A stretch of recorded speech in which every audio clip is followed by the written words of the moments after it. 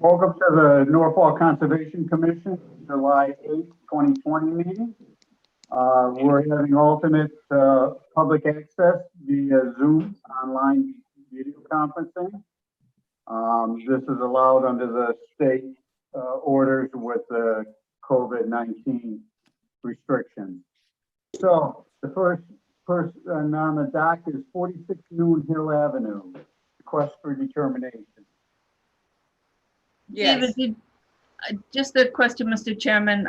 We do have Ben Kimball here. Did you have a particular time you were going to have his project?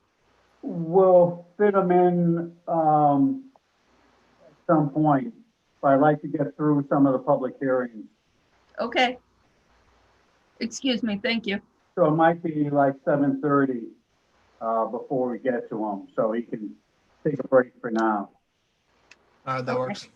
Thank you. Okay. And first, I'd like to welcome Val, our newest member to the Conservation Commission. And we look forward to meeting you in person at some point in time. And look forward to your contributions. Okay, back to 46 Noon Hill Avenue. Yes. Can you hear me, Mr. Chairman? Yes. My name is Lenore White, and I am the professional wetland scientist with Wetland Strategies. I have filed a request for determination with your commission. The request is a request to install an in-ground pool within the outer limits of a riverfront area.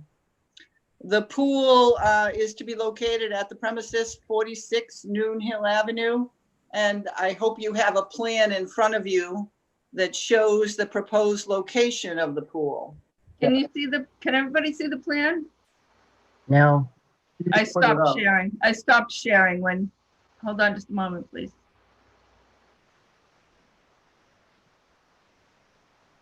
How's that? Can Great. you all see the plan? Yes. Yes. Thank Okay, you. very good. Thank you. Thank you, Amy. You're welcome. So the pool is to be located, as I said, in a riverfront area. And as part of the review of this project, because it's in a riverfront area, we looked at alternatives to try to get it as far out of the riverfront area as possible. And working with the homeowners, we opted to locate it at the very furthest edge of the riverfront area. It may have been possible to relocate it in the back or somewhat closer, but this location really puts it almost outside of the riverfront area. It cannot be located towards the front of the dwelling as there's a driveway there. There's also a septic system, subsurface septic system, and there's also a large ledge outcrop. So frankly, it's really the only place that a pool could be located. And as I mentioned, we have it as far out of the riverfront area as possible, with the constraints, of course, with the 50-foot setback by the zoning board. So in my professional opinion, there will be no impact to the riverfront area as a result of this. And that's for a number of reasons. One, because it's located as far out of the riverfront area as possible. And number two, more importantly, between the proposed location and the river, it's very well developed, it's stable, there's really no slope that goes towards the riverfront area. Between the riverfront and the pool, we have a single family home with a well manicured lawn, driveway, ornamental shrubs. So there's no chance that anything will occur in at the river as a result of the proposed construction. We are seeking a negative determination for this proposed work because it is out of the riverfront area for the most part. It will be constructed in an area that's now lawn, so it's not like we're going to be disturbing natural terrain. And we don't necessarily want to come back before you with a notice of intent to do the construction. So we're seeking a negative determination for this project. And I would welcome any discussion from the commission or any questions at this point. Janet, do you have any comments? No, I would agree with everything that Lenore said. I appreciate them doing a request for determination. It's leaving a paper trail. You know, I physically got to go out there with the homeowner, walking the site and everything. And what Lenore is saying is true. It's basically a big, long, flat lawn. And, you know, if there was any issues, it's not going to go anywhere. So, you know, I agreed with the idea of a negative determination. And they did originally put it for just, and Lenore, I don't just understand where I'm coming from, because you did it as for the Norfolk bylaw only, but I figured Yes. it also falls under exemption for the state too. So I also Yes. put that on the form, just so anybody that has questions or looks at it will see that, because it's the exemption under the riverfront, you know, and I list all the different numbers that it goes to, look at this, but basically conversion of lawn to pool is allowed. And then same thing, it doesn't trigger anything underneath the Norfolk bylaws. So I had no problem with a, you know, a negative number 5 on it. Commissioners, any questions? I just have one thing. Just for Lenore. have, this is Brad. I have one question. Wait, Brad. Brad. Hi.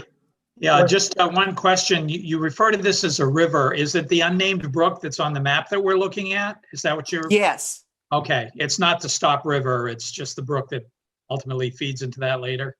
That's correct. It's not Okay. named. It does show as perennial, but it's not named on the US topo map. Okay.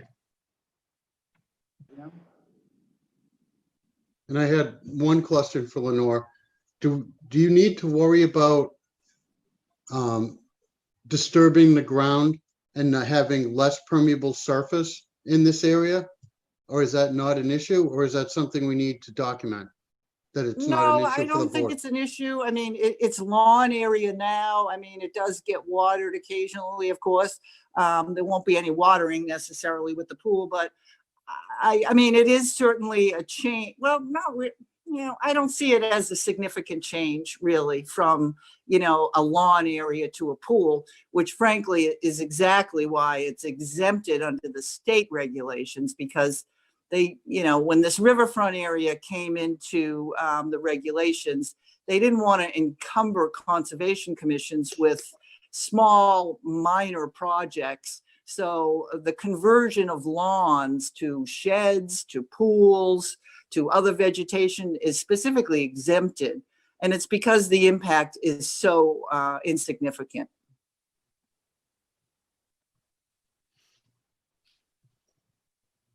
Okay, Jim? Yeah.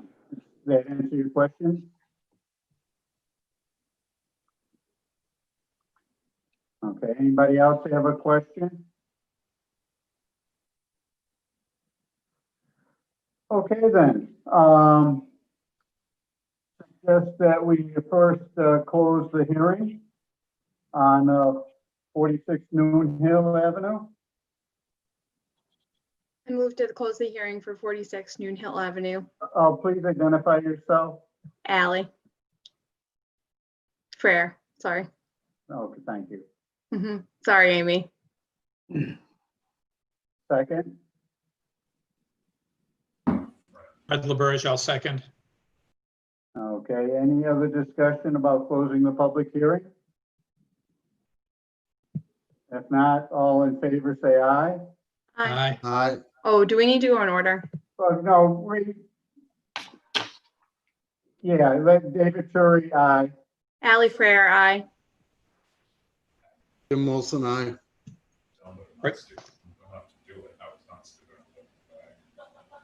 Al Finney, aye. Fred LaBerge, aye. Bill is incapable of voting on this, right? Because this is the first time it's come before us. Yes. Thanks for letting me know. All right, any negatives? All in favor? Okay, then, this passes. The hearing is closed. I'll accept a motion for, the determination, and it'll be, number 5. Move to issue a negative determination number 5 for 46 Noon Hill Ave and this alley fair. Is there a second? Second, Fred LaBerge.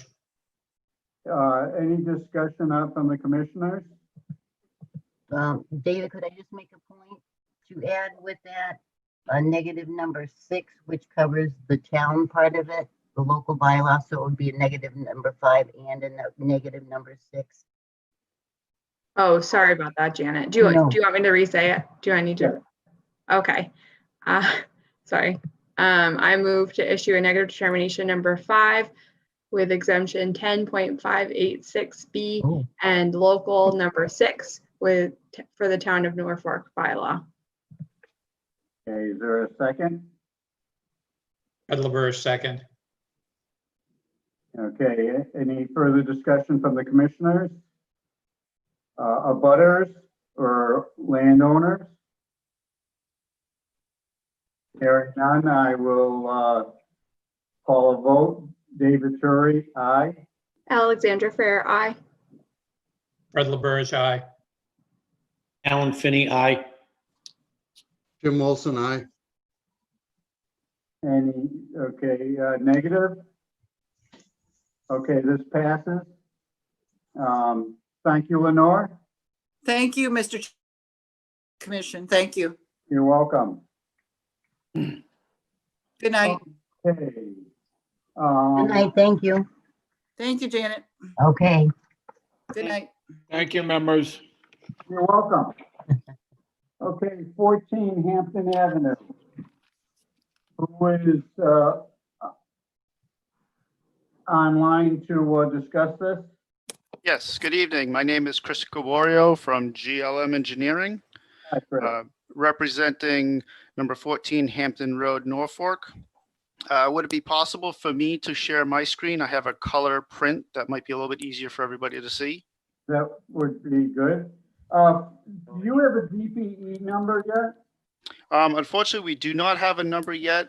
The notice of intent was submitted to DEP, but their backlog or whatever, we have not received a number yet. Okay. All right. So, Chris, Yes. I don't see your name. Could you spell your last name for me, please? Yep. It's GABORIAULT.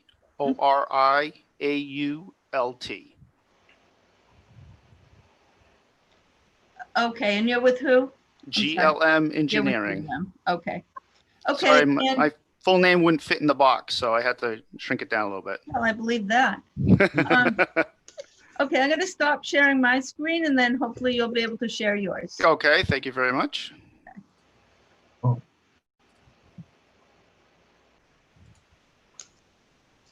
Okay, can everybody see the colored plan? no, Not yet. Oh, There it is. ooh, nice. Okay, very nice colored, and then I got the pointer so I could point things out. can you So- enlarge it a little bit?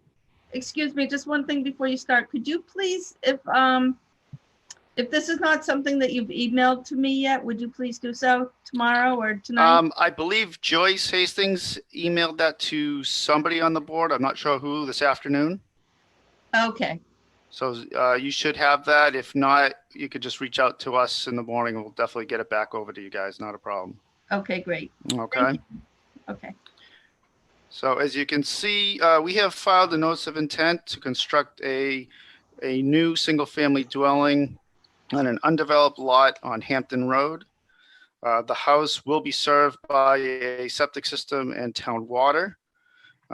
There's a forested wetland across the rear of the property with the 50-foot buffer, this red line here, and the 100-foot buffer, which is this red line here.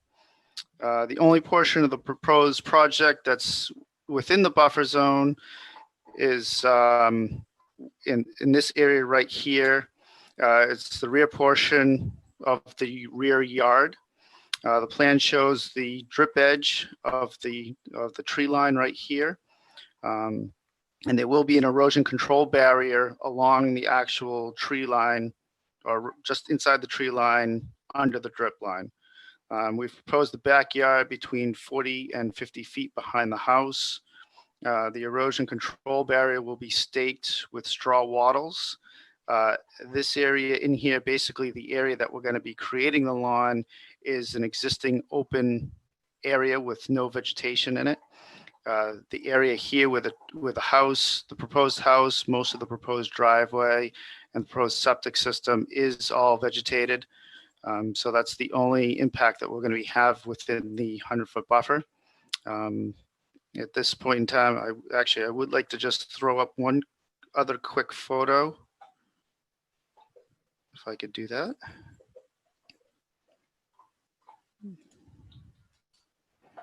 Can everybody see the Google photo, the aerial photo? No, No. Cannot see the aerial photo. All right, let me try this. That's why. All right, how about now? Can everybody see the aerial photo? yeah. Yes. Okay, so this area here that I'm highlighting with my cursor, and these are the construction trailers. This is the area that's going to be the lawn for the rear of the house.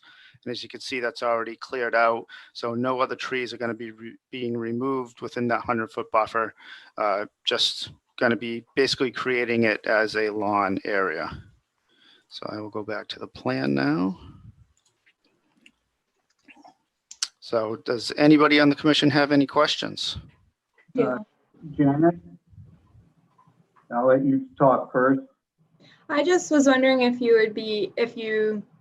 for the erosion control, if you had anything maybe more permanent that you could put back there, just because I've just doing for future use of the property.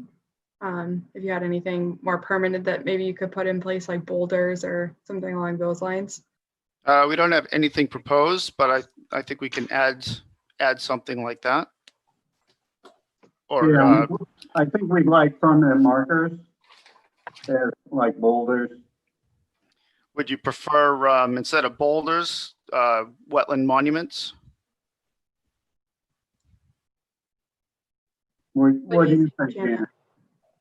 It was just, that was, Chris, that was my thought when I was out there. It's just such, to me, a pretty, and it's a unique wetland that's back there. So with the homeowner coming in, maybe not appreciating what's out there, to have some sort of, whether it's markers or boulders or something, just so they don't have the urge to move further with the lawn or whatever else, just to kind of keep that. Yep. Like the erosion control right now, like you said, the staging, everything is in front of that.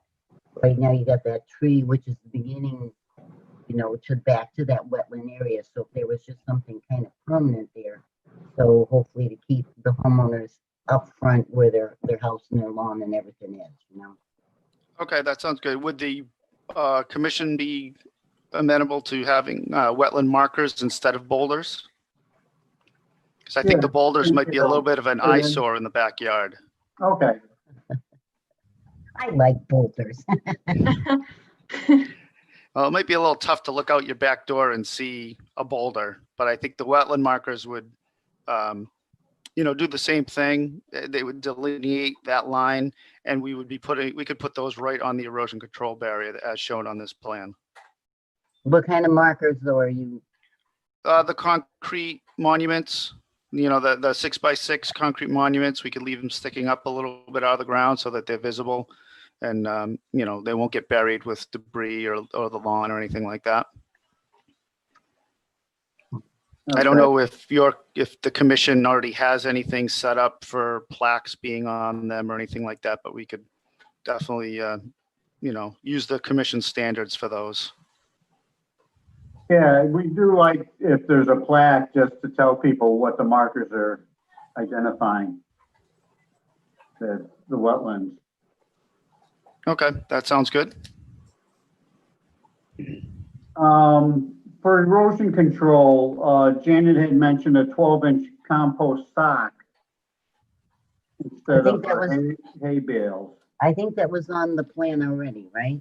Yes, that is what is proposed, is Yeah, the straw wattle.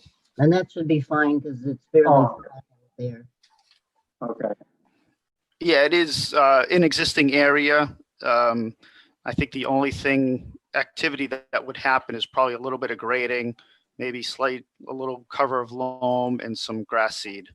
And moving the trailers out of the way. And moving the trailers out, yes. okay. Commissioners, any other comments? Anybody in the waiting room have any comments? Seeing none, I'll accept a motion to, well, no, we can't close the hearing because we don't have a DEP number, so we can't take any action at this time. So we'll have to wait until August to close the hearing and give a determination. And David, if I might, it's just so you know, Chris, I didn't see any issues out there. I think this was fairly cut and dry. And I appreciate how well everything was put together and laid out. So there was no surprises there. And if we ever do get that DEP number, June 24th, they're listing it, the DEP got it up there. They just haven't Yes. processed it yet. Yep, So I will- Yeah, I'll try to DEP have the order received it on the 24th of June. ready. I'll try to have the order conditions ready for the next meeting so they can close and issue those. All right, I'll accept a motion to continue 14 Hampton Road until our August 12th meeting at 7 o'clock. This is Fred, so moved. Second, Al Finney. any further discussion? Jim Wilson, aye. Dave Shirley, aye. Holly Fair, aye. Fred LaBerge, aye. Al Finney, aye. Okay, it passes. We'll see you next meeting and we'll close that out for you. Okay, thank you very much, Commission Chairman and Janet, and have a good night, everybody. Thank you. Thank you. Good night. Thank you. Okay, next on the docket is 4 Cowsit Avenue, a notice of intent. Is somebody here to discuss this?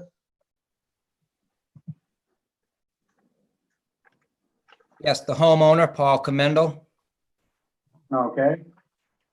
Why don't you go ahead and say your, Go ahead. Yeah, it's an above-ground pool behind our home. And we have a sloping 2-grade yard that abuts wetlands. okay, and the pool is up, correct? The pool has been up. Yeah, we had a problem with COVID.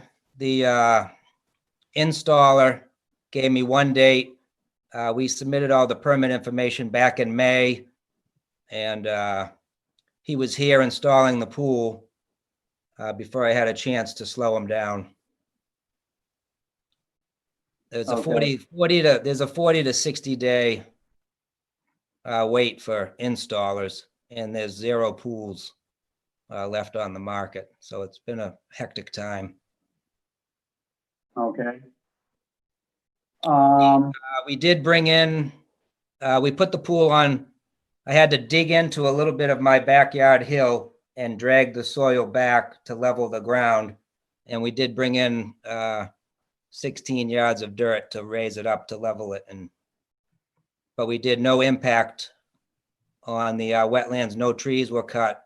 The pool was placed as close to the house as we could get it without getting too close to the foundation and still meeting the 4-foot requirement from the top of the pool. So the earth, there's a slight slope to the backyard already, and the pool sits right on the piece that we dug into. So it's sort of snugged into the earth, but it's still on, it was put on top of existing grass. Okay. We did submit a wetland survey and an updated plan to Janet. And Yeah.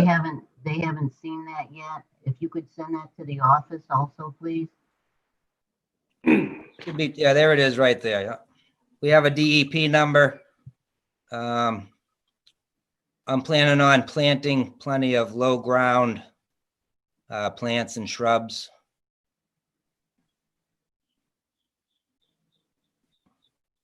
Okay. Commissioners, do you have any comments? Questions? Al Finney, I have a question in regards to looking at the picture here. What is that slope on the pool where I can see dirt to the grass line? Is that, how far is it? Is that like a 4-foot drop off? It is to a stone wall. There was an existing stone wall, so the earth fell into the stone wall. Are you gonna plan on putting a stone wall or something up to retain that so it doesn't wash out? Yeah, all kinds of shrubbery. Like we have I don't know what it's called, but there is a plant that's growing here naturally. Like it's not quite an ivy, but it grows already in the earth. Mm-hmm. Okay. So we're gonna do something like that to maintain the dirt, so it keeps the roots in there. Okay. What's the spacing? Is that 40-something feet between the pool and the wetland on that plan? It's almost 50 feet. I think it's 47 or 46. 47.6. 47.6, right to where it starts to curve. If I move it, we moved it already once. And we came into a boulder that's kind of under the ground near the foundation of the house. And there's a tree to the left. So if we push the pool to the, if you see on the plan, if we push it to the side, there's a tree. We'll have to cut a tree there. And then we might need a fence because as it is now, it's an above ground pool. So there's no fence required as long as you have 4 feet outside of it. If we come any closer to the house, we'll have to put a fence. You also have the whole left-hand side of the house. That was a lot more level and not in that 50-foot. It still slopes though too dramatically. But that's where the septic is, Janet. The septic is on that side. So we have a well on the, if you're looking at the house, there's a well on the right and a septic on the left. So that's the issue. They can see it way up front anyway. It's just. Okay. My only concern was making sure for runoff, for wash away, you don't want that pool letting go. It wouldn't be pretty. So that's why I was asking what you were gonna put for erosion control to hold that.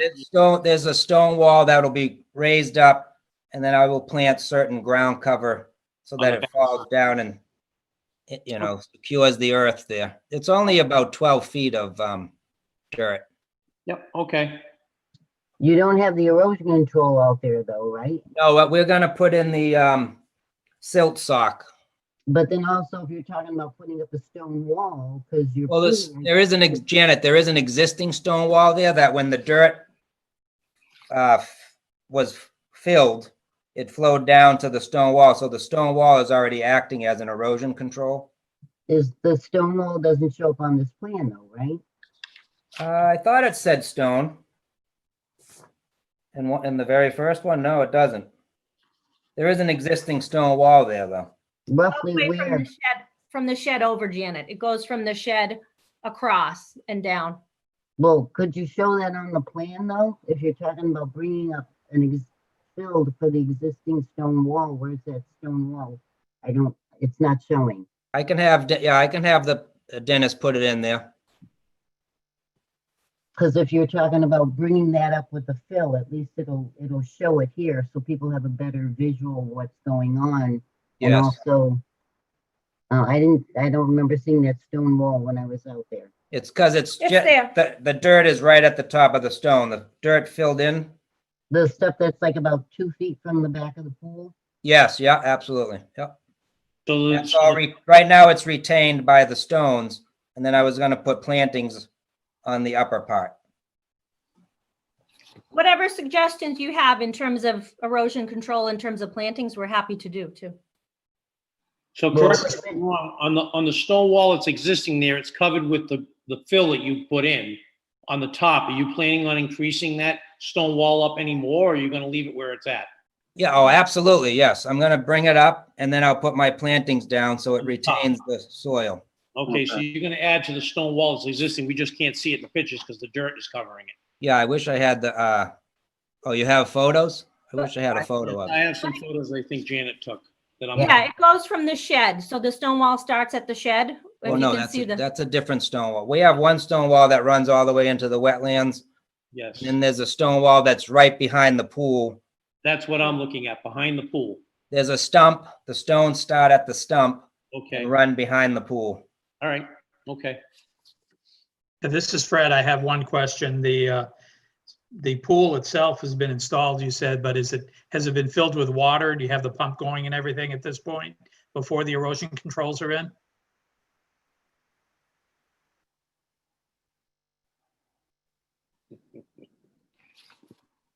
Paul? Is there water in the pool? Yeah, I'm sorry. Was I breaking up? No, it Yeah. just said it on the video, unstable. Okay, well, I was asking whether, I know the pool is up. I was asking whether it's been filled with water. You have the pump running and all that at this It's point. been, yeah, it's been filled and the pump was running, yeah. and we're Okay. not using chlorine, it's Baquacil, so we're not using a chlorine product in the pool at all. Any other questions from the commissioners? Oh, if I can just ask one question, Amy, did we get a notification that the abutters, that the abutters were notified? Yeah, all the butters were notified. Yes, we have a butter notification. And Sure. a certificate of mailing. Okay. Any questions from people in the waiting room?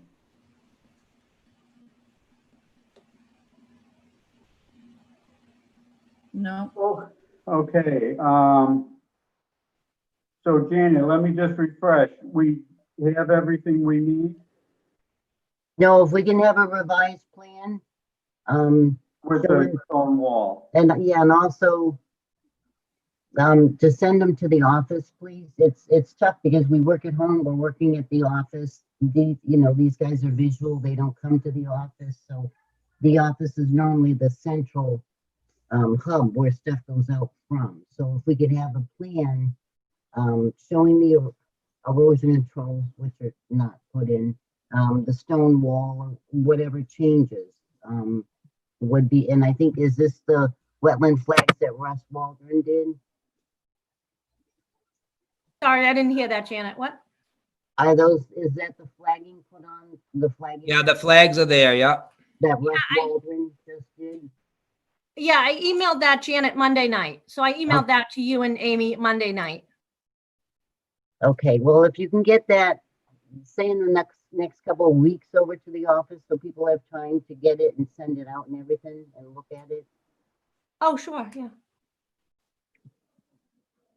Okay, hearing no other comments, we will, I'll entertain a motion to continue this until our next meeting at 7:05 on August 12th.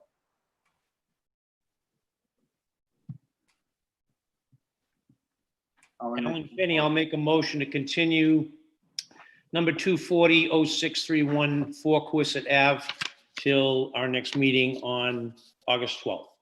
At 7:05. Just so sorry, just so I can be clear. So Janet, you just need another plan with the stone wall noted on it. Is that, and then we'll be good? Stone wall, I don't know where, with bringing up that stone wall, what's involved. It'd be nice to have erosion control put on site, especially if you're playing with dirt or plants or whatever, so stuff isn't falling down the hill to the wetlands. Can I do all that now? Plantings and all that? Or do I have to wait? No, Okay. we need the plan and erosion controls out there, just to protect the resources so stuff isn't falling down the hill into the wetland. Okay. But I'm just concerned, so I can put the silt socks now, is that? If that's what you're doing for erosion control. Yeah, and then I'm Well, just, can I do the rocks? I'm wondering if I have to do the stone wall. I guess I should ask that question. I'm wondering if I can do the silt socks as noted on the plan versus the stone wall. Well, the stone wall is already preventing the dirt from falling, so the silt sock won't really make a difference right now. Unless But I is put it the- on top of the Doesn't stone. the soil go to the top of the stone wall? Right now, you don't see the stone wall. So if we get a lot of heavy rain, which we might be getting this weekend, we don't want that dirt going over the top of the stone wall that we can't see down to the wetland. So you need your erosion controls put in there. Okay, Just to protect if stuff starts sliding, to hopefully hold it from not going down into the wetland. I can't put rocks there. Erosion controls. Okay, you got it. That's what I mean. So I think we'll eliminate, does that eliminate the concerns? Because I want to be No. clear from the commission what we should do and shouldn't do going forward. So if we don't have to do the stone wall and just do the erosion control, that's listed on the plan. So I was just wondering if the commission would entertain it tonight if we just do the No. erosion. You have to put the erosion controls down immediately. And secondly, we'd like the stone wall raised so that it's above the dirt. So as Janet mentioned, if it rains, the new stone will prevent the dirt from washing away. Okay, I got it. Okay. So it's a two-step process. The erosion control isn't permanent. That's temporary stuff. The stone wall's permanent. Oh, okay. I thought the silt sock you could leave in place. I might No, be mistaken. that deteriorates over time and goes away. Okay. Builders leave it forever. Okay, any other questions or comments? Then we'll take a vote. Dave Turry, aye. Ellie Frere, aye. Fred LaBerge, aye. Al Finney, aye. Jim Wilson, aye. I don't know who seconded that. Jim Wilson, aye. Val? Alan made a motion. Oh, Alan made a motion. I second Alan's motion. Jim, Alan, I believe you made the motion. No one seconded it. yeah. Is that Jim? So I'll second Alan's motion. Okay. Thank you. Val? You can vote on this. Bellstone, aye. Thank you. Okay, it passes. We'll see you at 7:05 on the 12th. Thank you. And please, submit what Janet has requested, and that'll help us come to our decision. Sure. Thank you. Thank you. Have a good night. Good night. Good night. Okay, let's quickly do Ben Kimball. Is he on? Okay, you there, Ben? Yep. Okay. All right, so you mind if I share my screen? No, let me stop sharing. Okay. Okay, there you go.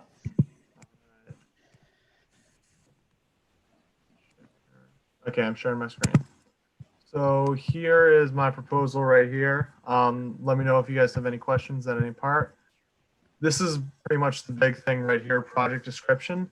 So as you can see in the picture on the screen, there's like a 32-foot little puddle pretty much that consistently fills up with water on Lynn Farm Trail.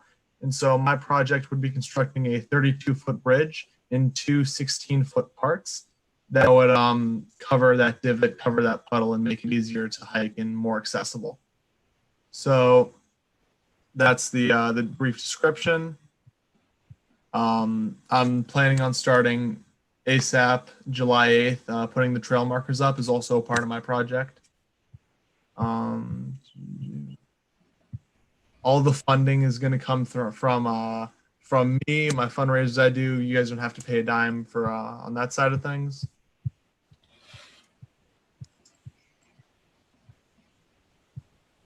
Okay.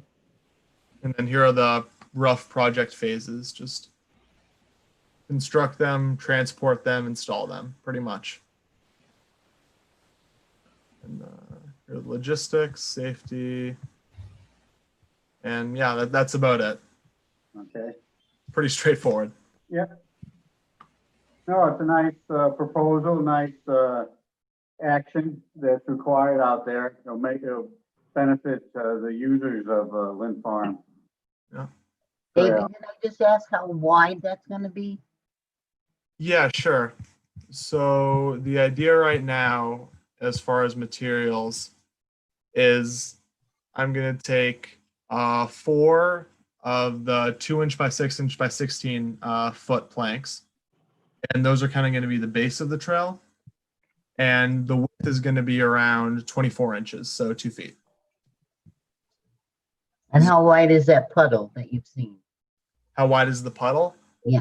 I measured the length. The length is 32 feet. I'm not sure about the width, but the width it's about 2-3 feet. It's not going to cover the entire puddle, but it'll be enough so someone can safely get across. Is this gonna be a raised bed, or is it gonna be just sitting on the, Raised. gonna be raised? Now, how high is it gonna be? Because if you go over 2 feet, the code is you have to have a railing. So as long as you keep it under 2 feet, then you can have a freestanding bridge without railings. Yeah, so the plan right now is 6 inches off the ground. Excellent. So if we fall, we won't get hurt too bad. Hopefully, yeah. So similar to what's over at the Boy Scout Trail on Alice Ave over in that area. There's about 6 inches Yeah. high and about a foot wide. Yeah. Okay. Any other questions for Ben? Is there any neighbors or butters, anybody in the waiting room like to comment? Okay, then, I'll accept a motion to accept Ben Kimball's Eagle Scout project for Lynn Forest Trail.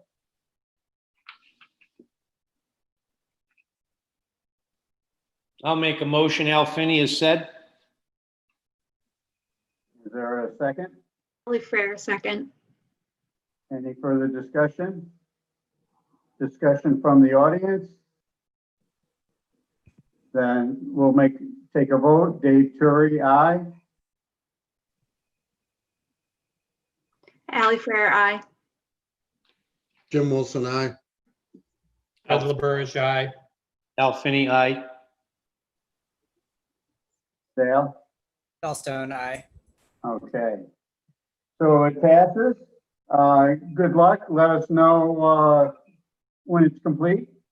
Or if you have any questions, contact the office and one last thing, actually. help you. Since it is approved, I actually need a signature on the formal Eagle Scout project proposal sheet. So I can just email you guys and get in touch as to where the best kind of date and time for that is. Does that work? Okay. Amy, once you receive it, send it to me and I'll sign it and then we can get it right back. Sounds great. All right. Thank you. Thank you, Ben. Good luck. Good luck and be safe. Thank you. Okay, Highland Lake request for amendment. Is there somebody here to speak for Highland Lake project?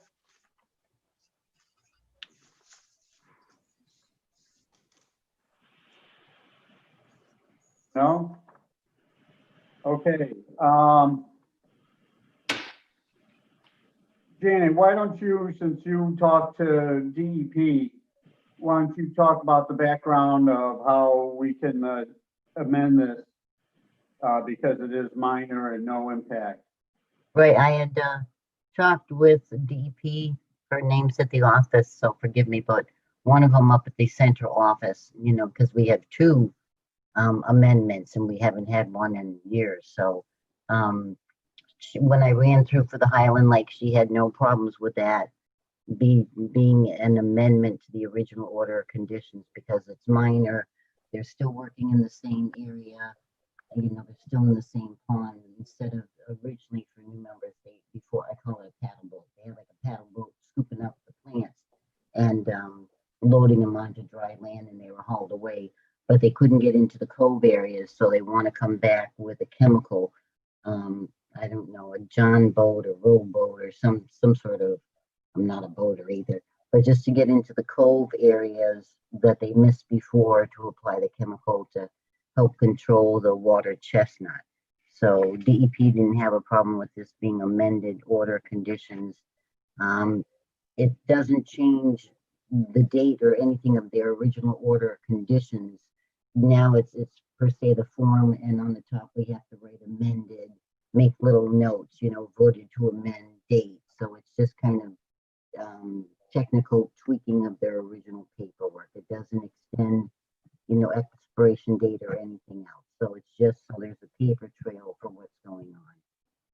Do we have a list of what is clear path or the material safety data sheet?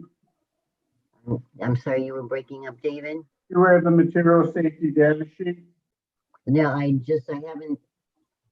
I still gonna get in touch with Solitude to have them send that over.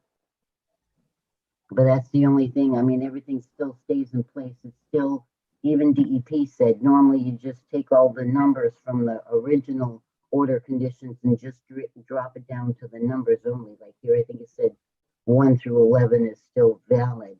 Because if you show them all, in theory, those could be brought up if somebody was appealing something.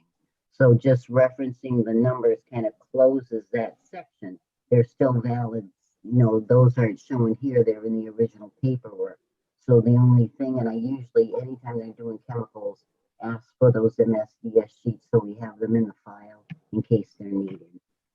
We don't have it yet? We don't have this. This was something, I haven't, you know, we've been, sometimes it's difficult to get a hold of these people. It was just probably about 4 o'clock today when we found out that they did notify the abutters about this. So if there's any abutters in the audience, but it's, and I understand being nice that it's a busy time of year for them, but they're the company that's supposed to be doing it. So it was a little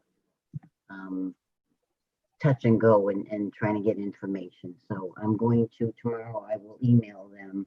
I mean, you can get that online anyway, but I prefer it coming from them since they're the ones that want to put this in this lake. So we'll get that so that goes into the file.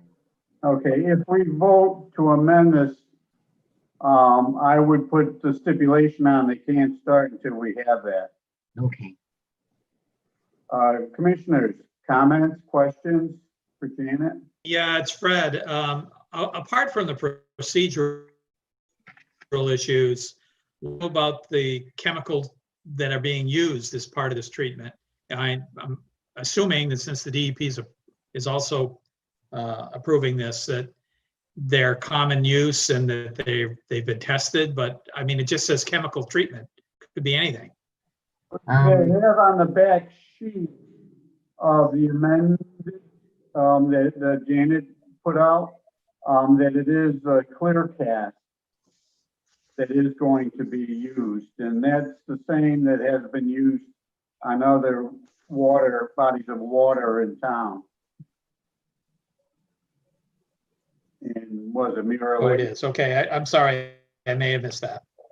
Okay, yeah, it's the last sentence, under 6 special conditions, number 2.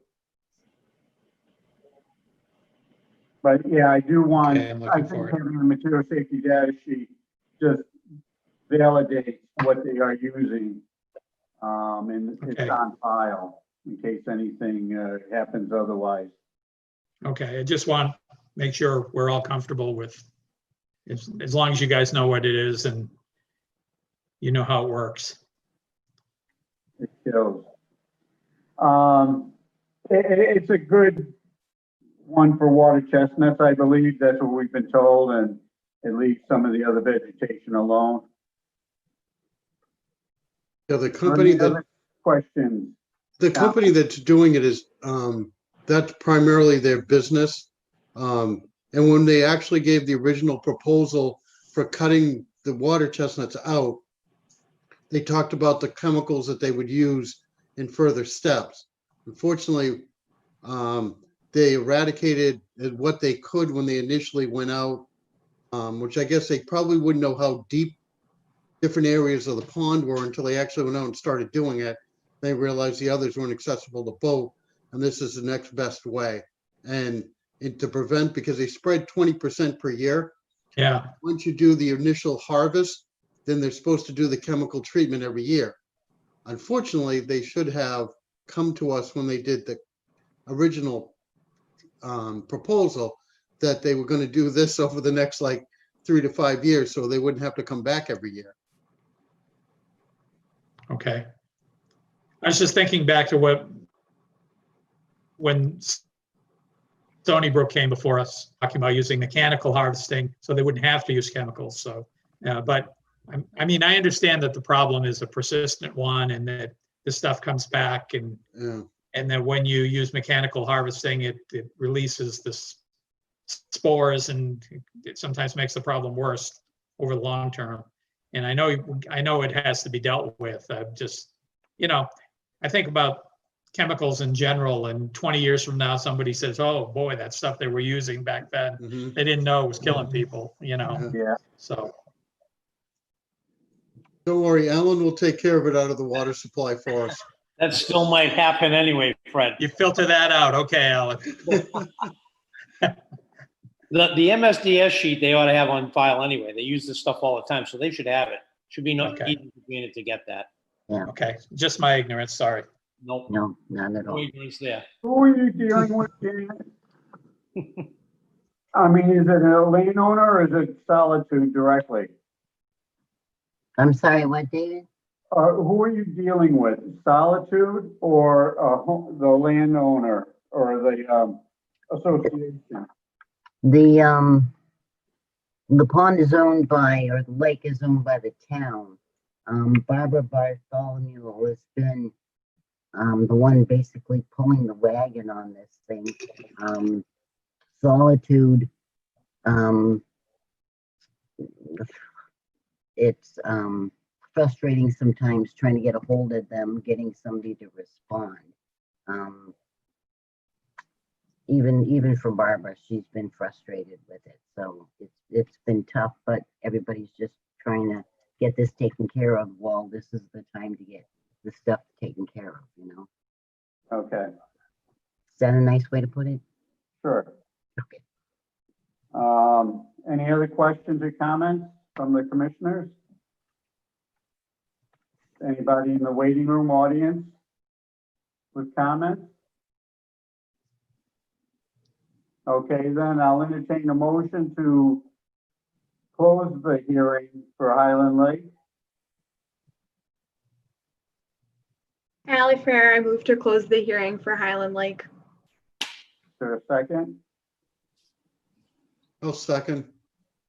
Any further discussion? Dave Curry, aye. Allie Fair, aye. Jim Wilson, aye.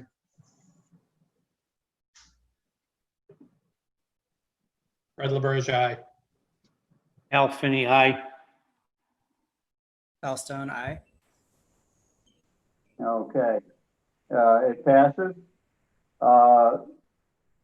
I'll entertain a motion to amend the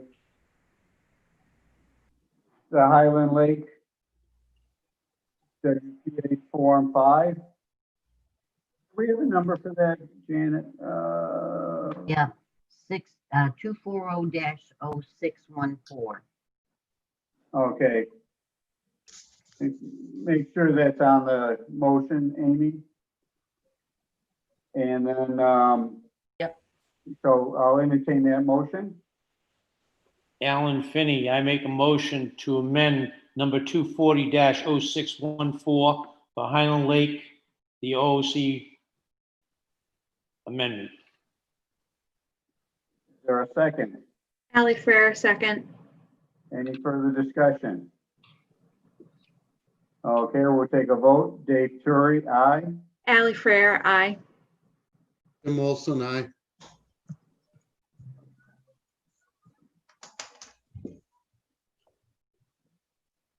Fred LaBerge, aye. Al Finney, aye. Fellstone, aye. Okay, that passes.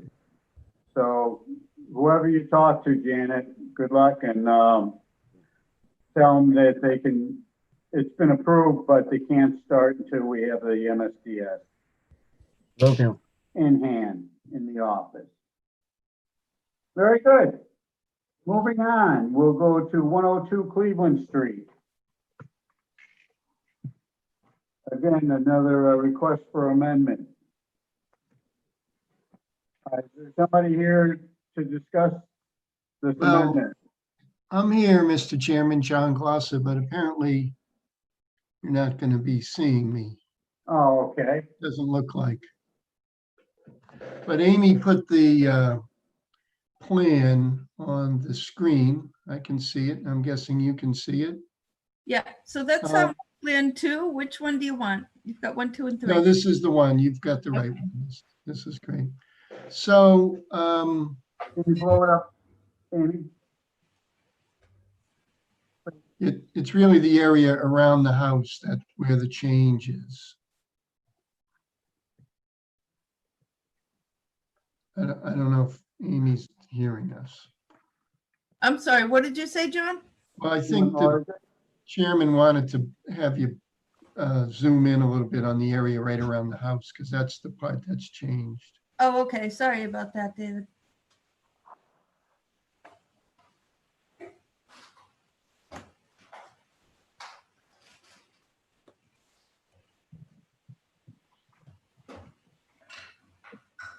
Oh, you're going the right way. Is it down farther? That's good. And then maybe over, no, just the area around the house where that, if you can go back up, Amy. Yeah, I'm not actually seeing the house. It's over to the right of the screen as we're looking at it. So Oh, you okay, let me grab the select that. bottom and move that over. There we go. Is that And better? just down just a little bit. And then this way? There we go. Yep, there we go. Okay, there it is. So, Mr. Chairman, I'm representing Pat and June Nichols. So they bought the lot. It's an estate lot, was subdivided as an A&R subdivision, right? An approval not required subdivision by Dominic Rossi. And we had a house shown on the plan, sort of as directed by Mr. Rossi, and there was an order of conditions issued. This is DEP file 240-0608. And Pat and June Nichols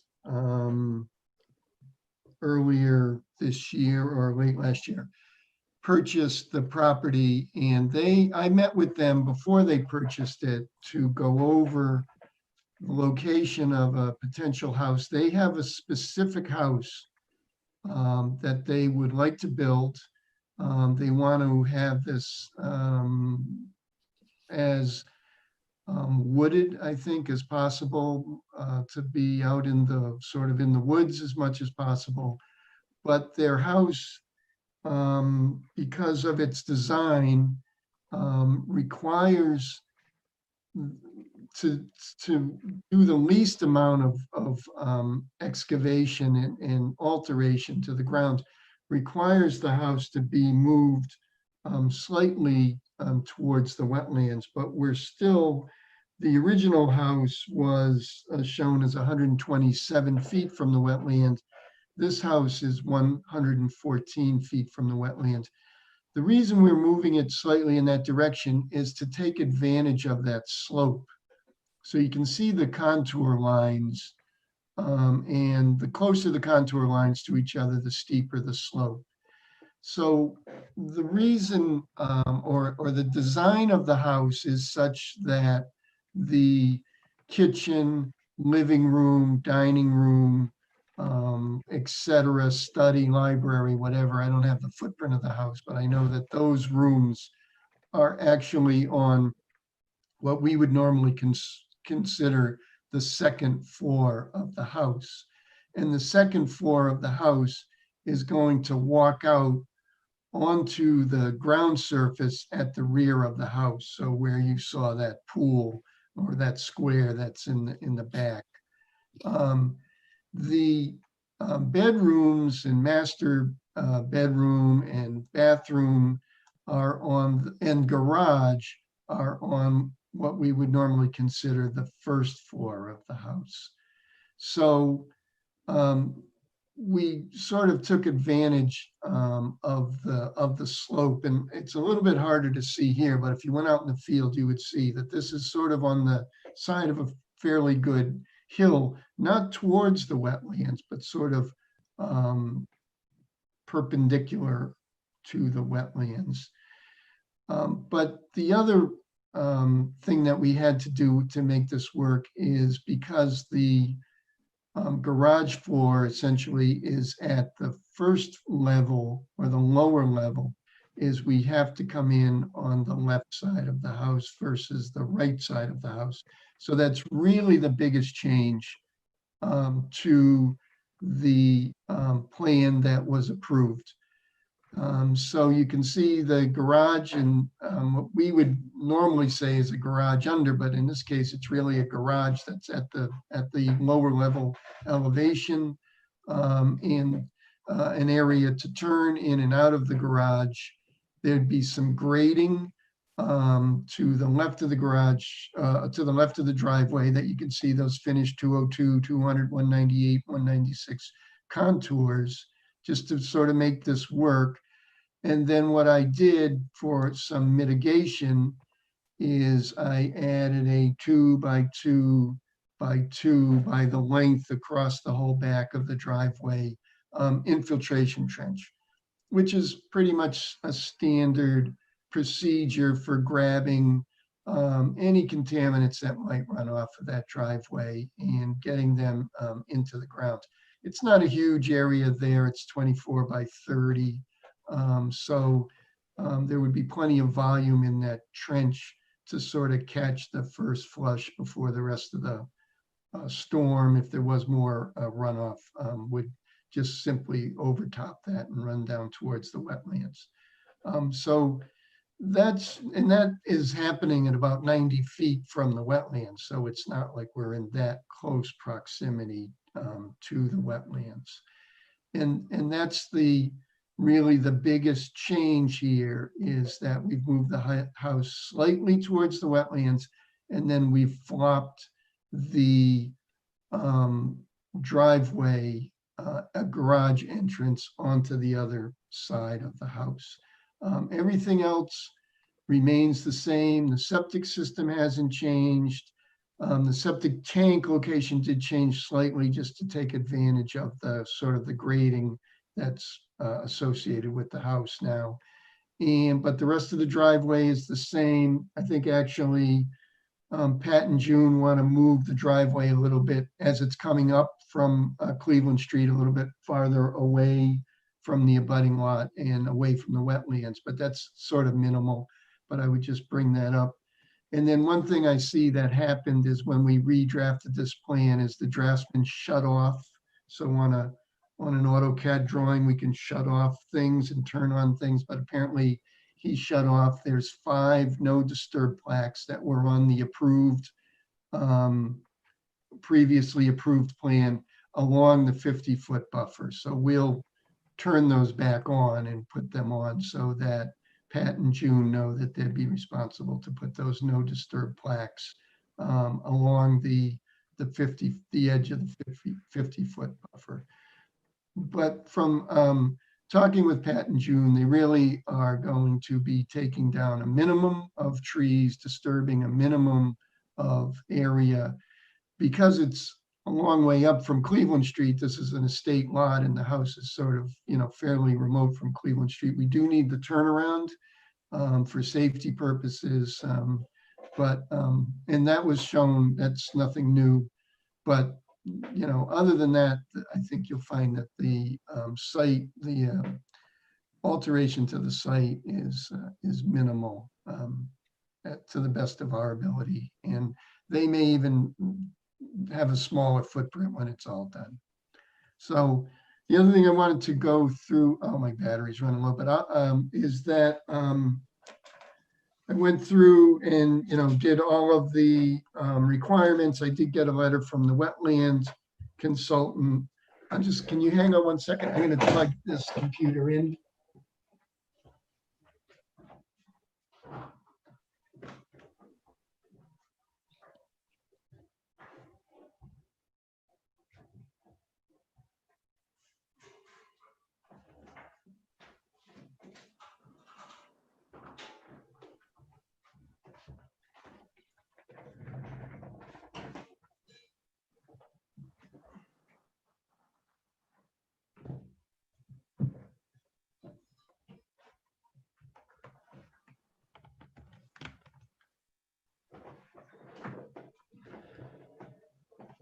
Okay, sorry about that.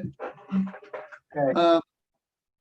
And now I forgot what I was saying. Oh, I went through, I did have the wetland consultant go back and look at the area between the 50 and the 100 feet. We had already done that before.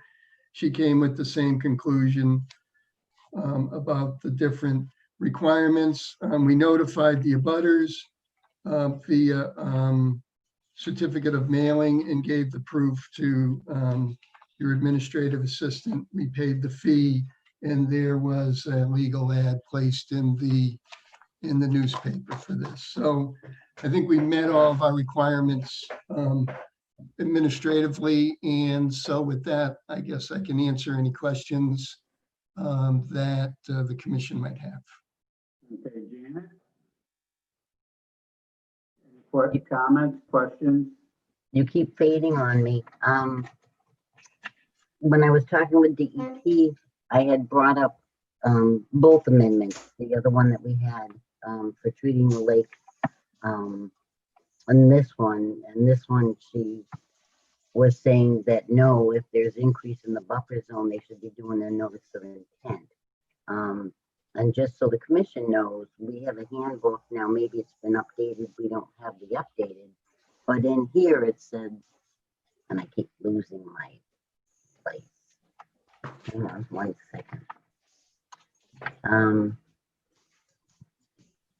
Applicants, let me see if I got the right sentence. Applicants proposing project modifications that increase activities in wetland resource areas, add significant new activities, or substantially increase buffer zone disturbance should probably be required to submit a new notice of intent. So it's not definite in here. You know, and it's up to the commission, I think, to determine if, you know, amending the order of conditions that they have is everyone's comfortable with that, or if you think they need to do a new notice of intent. My looking at this, it's kind of the same as the original one, and it'd be nice if you showed the original one, but the house is just about in the same location if you look at this plan, but if you got rid of, see how the proposed driveway comes out of the house and swings, that whole thing, because of that driveway, that's the major change I'm having a concern about, because that's impacting that whole 100 down to the 50-foot wetland. Is because of that driveway. I don't know if the driveway could be, I don't know, house design, whatever. I don't know if that could be moved somewhere else, because they had that kind of grading at the bottom too with their original drawing. But now, because of that driveway, you've lost that 50-foot buffer. So it's up to the commission to determine, are these minor and we can just amend the one that they have, or if you think that they need to do a new notice of intent. You know, this what the handbook said, it's not a definite. So was this the other one? I think that- No. Does that look like the right one, John? That's the current one. Oh, that's the current one? Oh, 511, okay. I should be able to pull up the old one if you want me to, Janet.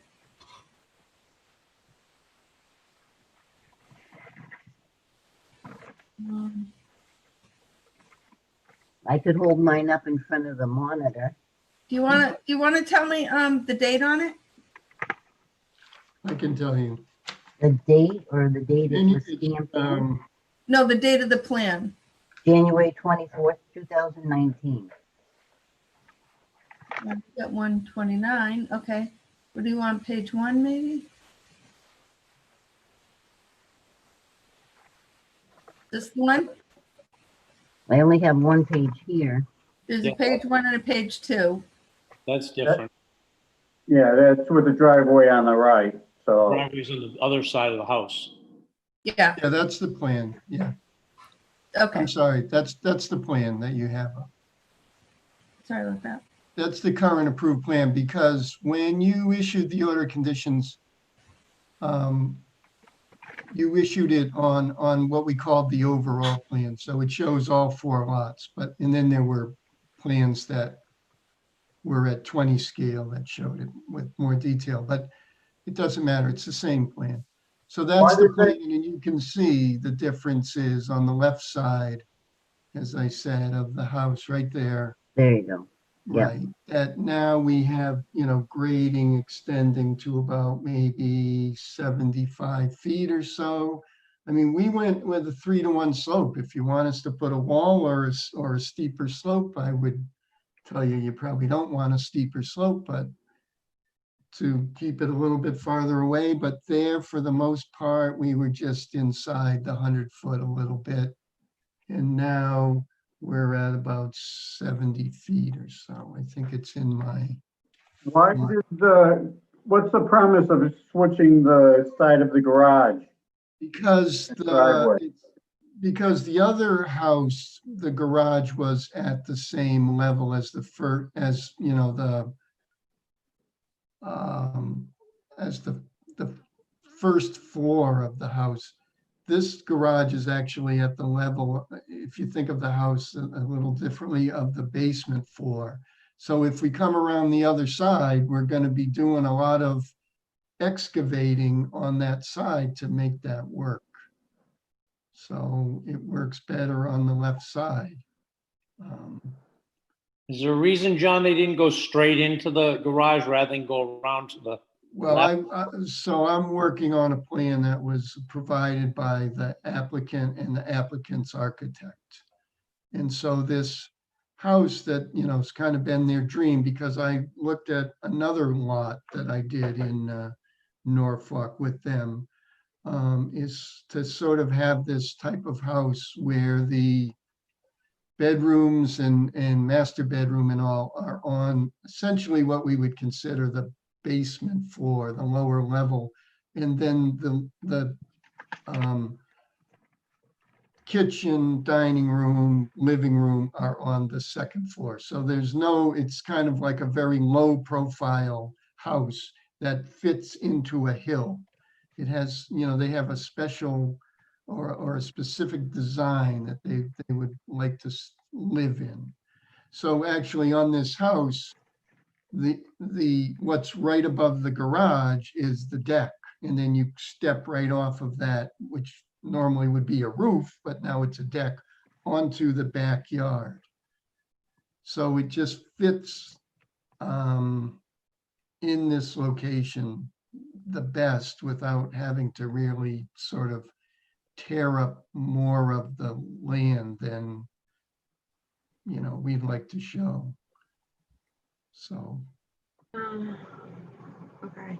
I think like what was being spoken about, just the concern about how much of the driveway appears to be within the 100-foot buffer is just something that I'm concerned about.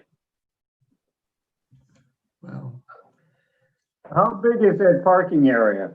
there's really only at the max, there's the parking area is 30 feet.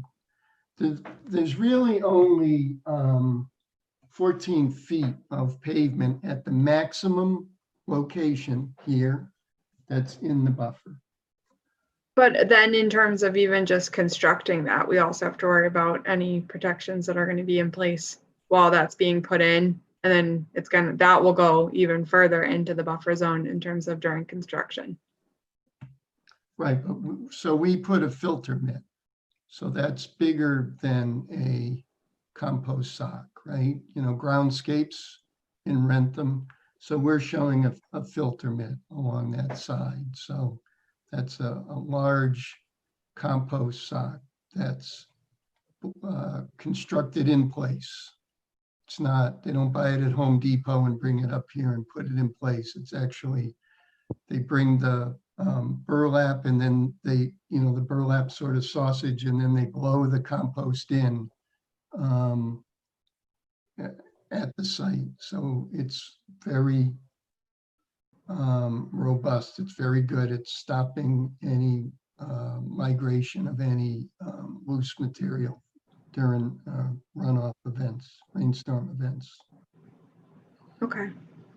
What do you think, David? I've got concern. Mhm. Janet, do you want to Can I ask one question though for John Glosser? John, so they've got the driveway there, and then you've got the grading changes down to the erosion control. What are you planning? So that's going to be sloped down. What are you going to do to cover that surface? Well, usually there's a note on here that says all disturbed areas to be loamed and seeded. So, they may plant it as well. Certainly, if you want us to. Because just trying to think, once they do that there, and you've got dirt. So really, that brings that driveway impact, say up to the 75 foot, getting closer up to the 100. You've got the grading there, and now you have a soil surface. So, if it was mulch, if it was something native, not grass, but just, that might have kind of offset some of the, the impacts from that area. Because once they do it, it's done. It's not like that's going to all be paved or something. We're just bouncing stuff around here. I agree with that, Janet. I think that is another concern, that even if the driveway itself doesn't push that much in, it is still within the 100 foot, and it's pavement within the 100 foot, which is just something that, I just feel like isn't our guideline of whether we have to, is whether it's a significant change or not. And this just feels to me like it is a significant change from the original proposal. The driveway is on the complete opposite side, and now it's within the 100 foot buffer zone. So I just think that it seems to be significant to me. And I think, John, keep in mind that, you're asking about just tweaking the order conditions that was issued, but they can do a notice of intent with this coming in, and just doing it as a new filing. People aren't saying no. It's just, I think it's a little, my opinion, a little too much from what we originally had to say this can go with the conditions we already had. That's just my opinion, and I don't vote. I agree. And yeah, I don't think that, I'm not saying that I don't think that this is going to work. I just think that it is significant enough of a change where we just might have to take that extra step. But I'm not saying that I don't think it's, yeah. But haven't I done everything that I would do with the notice of intent? We put it in the paper. We notified the abutters. We provided the plans. I'm kind of unclear as to what actually filling out the notice of intent application, why that would make this any different than what we're doing right now. This is a different plan than what we first got. And also, now it's changed the numbers for impacts to the 0 to 50, 50 to 100, whatever all those numbers are for this project. Yeah, even the pool, but that's outside of our jurisdiction. But I don't think, like for Highland Lake, they're treating the lake, it's still the same lake and everything. Instead of having the boat scooping out there, they were just doing chemicals. So there's hopefully no changes in impacts. But, this, I think is a lot more that needs a clear paper trail. That's all. Again, I don't want to be argumentative, but I don't really understand how, filling out a notice of intent application would provide the commission, the abutters, or any other interested party with any more information than what was already provided. Right. But that's when I don't know if I mentioned talking with DEP, she said, you know, because of, if there's an increase in impacts to resource areas or the buffer zone, that they definitely should be doing a notice of intent. And I'm like, okay, I'll pass that along. So, I mean, you know, it's different language that was in the handbook as far as whether or not people do. So I think a lot of it is just people's members' interpretation and what they think should be done. Well, we're not working in a resource area. We're working in the buffer zone. We're not working in wetlands itself. And the other thing I would say is something like this, I've never had to file another notice of intent.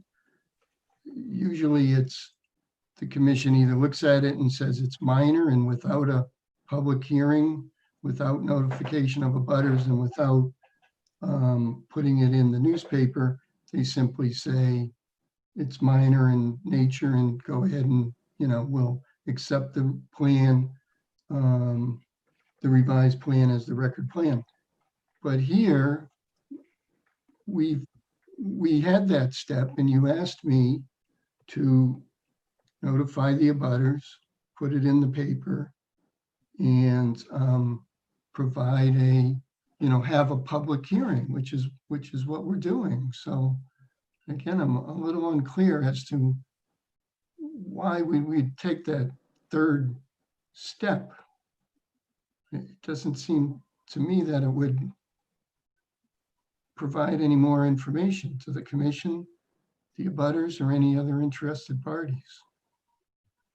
Do any of the commissioners have a question or comment regarding this proposal? I do, Dave. Al Finney here. I was not involved, I don't believe, in the first set of plans, but I just want some clarification here. Looking at these plans and the other plans, is not the driveway and garage been flip-flopped from one side to the other? And the last set of plans, you weren't even in the buffer zone. Is that correct to say? Well, yeah, in the location of the house, we weren't in the buffer zone. The driveway, but farther down, Al, was in the buffer zone, and it still is. So there was some work in the buffer zone there, but you know, I specified what it is in my letter. But you're right, in this location, that's exactly what my presentation was. We've essentially flipped the house so that the driveway and the garage is on the left side, which is the lower side of the lot. And I think, John, that's the problem we have with the commission right now, is the fact that you've gone from a little bit in the buffer zone, the 50-foot, to quite a lot more. And from what I can see, not only is the driveway now in the buffer zone, but you're almost, if that's a silt sock that I'm seeing, that's like a chain there, the work area is going to be almost 70, almost to the 50-foot buffer zone line. And that's where I'm concerned, because now you're pushing yourself almost to the 50-foot buffer line zone to work. Right. So when we looked at it on the AutoCAD and we looked at the closest places, so the nearest point of limit of work is shown as 65 feet from the wetland. So that's that compost sock just below where it says finish 196. And again, that's just to make the slope. I mean, if you're telling me that that's what is making this impossible for you to approve, then we can put a wall there.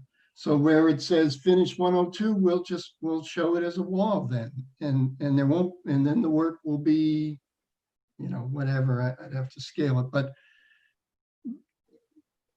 the approved plan shows the limit of work is 74 feet from the wetland. So we're actually 9 feet closer than the approved plan.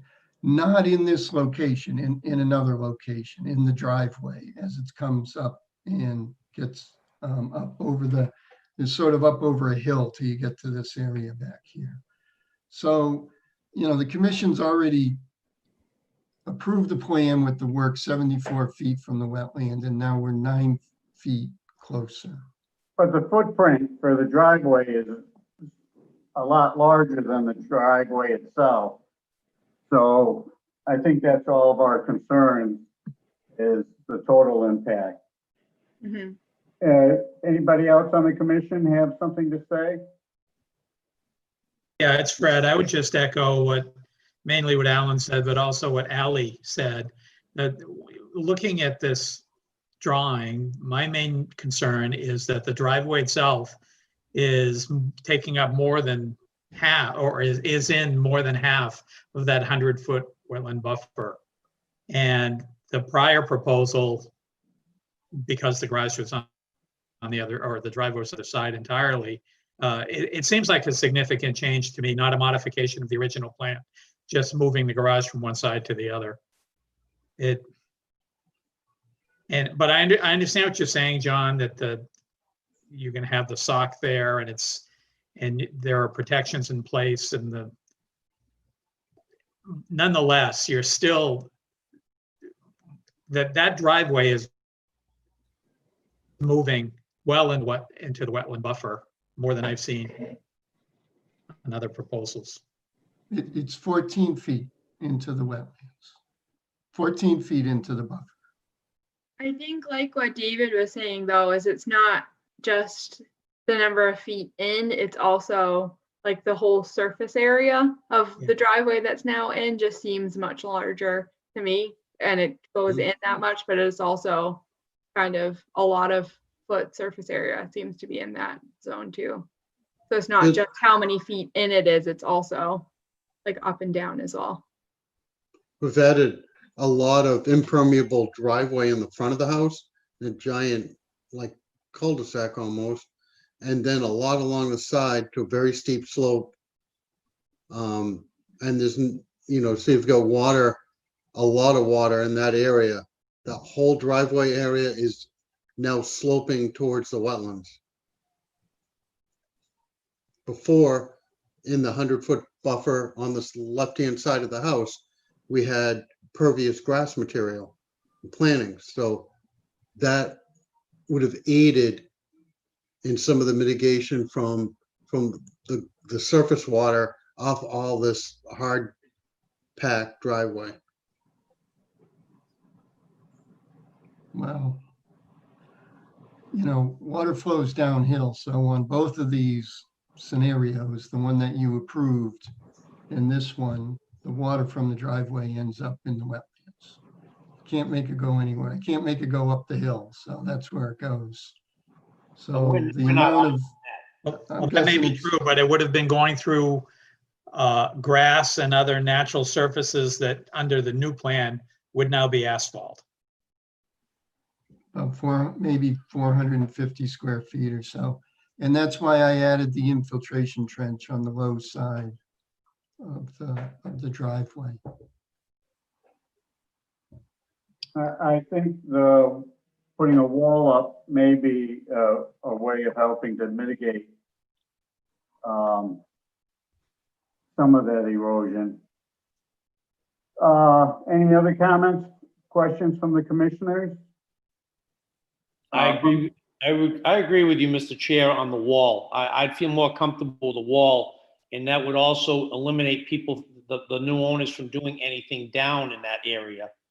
In the near future, plantings, making paths through there, anything. We want to keep people out of that area from doing any other stuff. So I would be more apt to agree with a wall.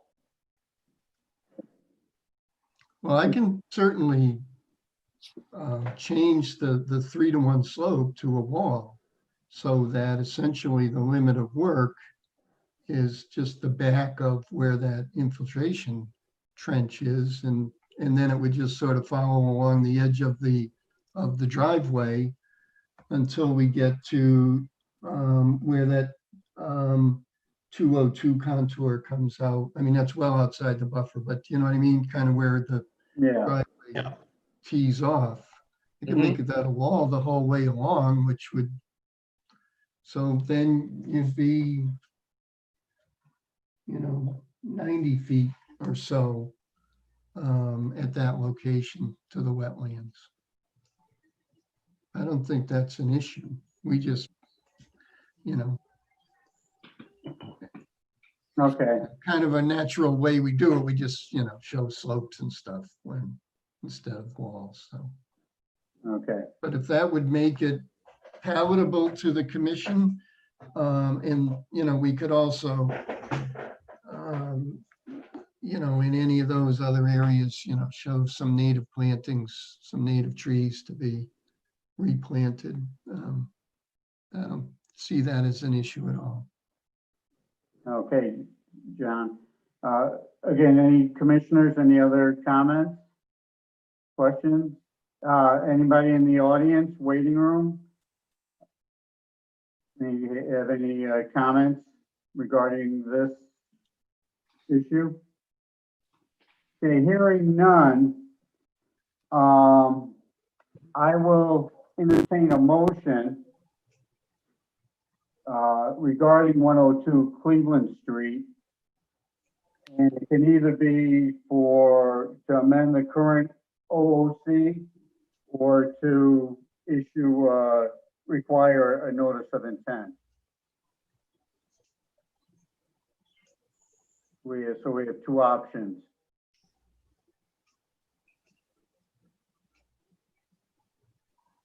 Who wants to be bold and make a motion?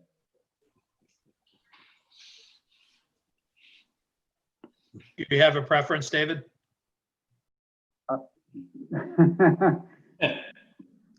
I'm not going to say. I won't prejudice the motion. I will be bold. Alan Finney, I make a motion that number 240-0608, 102 Cleveland Street, resubmit a new NOI for the new proposed changes on the plans. Is there a second? It's Fred, I'll second. Is there any other discussion? Hearing none, we'll take a vote. Dave Turry, aye. Ally Fair, aye. Jim Wilson, aye. Fred LaBerge, aye. Al Finney, aye. Al Stone, aye. Okay, it passes. So please change the plans on putting the wall up and what we discussed. And then secondly, start the paperwork for a new notice of intent. Okay, thank you, Mr. Chairman. Thank you, John. Okay, 102 Pennacook. Do we have a DEP number for this? Yes, we do. Okay. And what is that, John?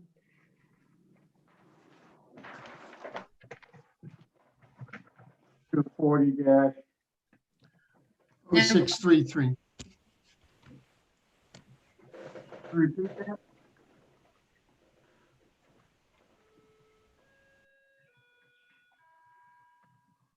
Okay. Go ahead, John. Why don't you discuss the proposal? Okay, Mr. Chairman, so this is vacant lands that's off of Pennacook Street. So, you know, if you went up Fruit Street,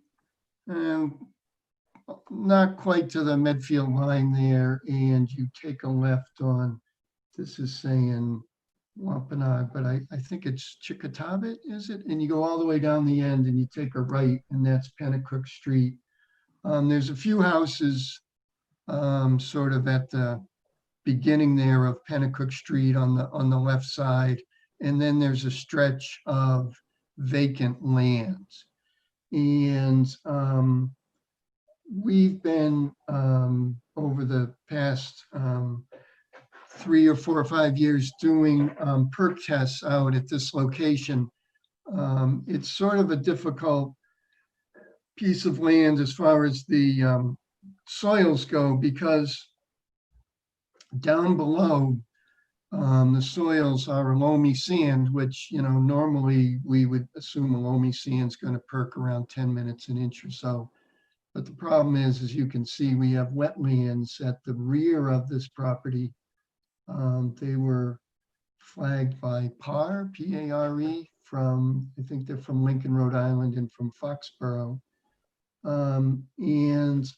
So we have been successful on a number of perk tests, but in the end, we ended up perking up a bit higher, where it's kind of a little bit of a sandy loam. And I think we're designing on a 45-minute perk rate. We're really, if we could get that lower level to be dry, we need a good drought. We think the perk rate's probably more like 10 or 12 minutes an inch.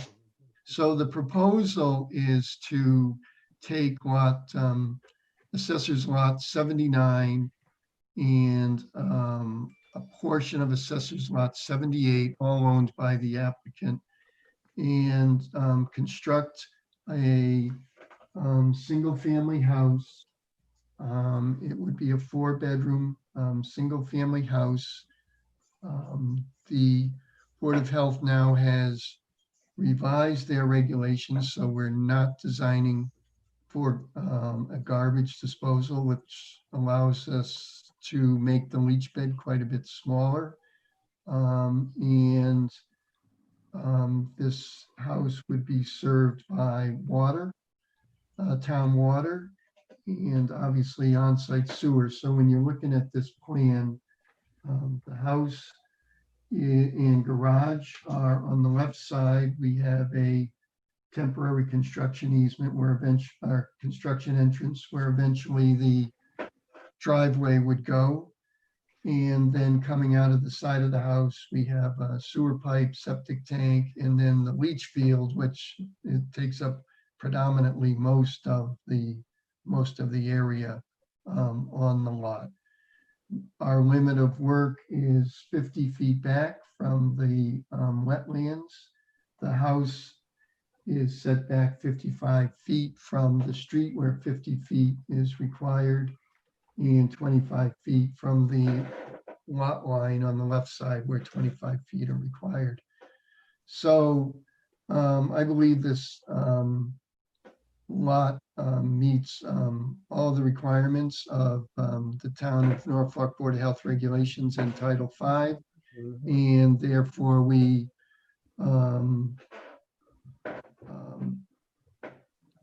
filled out a notice of intent application, provided all of the required attachments, and filed it with the commission. Again, we're showing a filter mitt for our siltation control. You can see that to make this work, to stay 50 feet from the wetlands, we do have a wall in one part of the behind the septic system on the back right side. And the leach bed itself would be sort of crowned so that it slopes both forward towards Pennacook Street and then the rear part of it sloping back towards the rear and towards the wetlands. And so I guess that's about all of my presentation, Mr. Chairman, so I can answer any questions that you might have. In the beginning, you were talking about the wetland flags and it broke up, so I didn't hear it. Are they all up in place or they need to be reset? Because in its visit, there were flags missing. Yeah, there's probably some flags missing because it has been a couple of years since they were flagged, so we can put those flags back up by survey.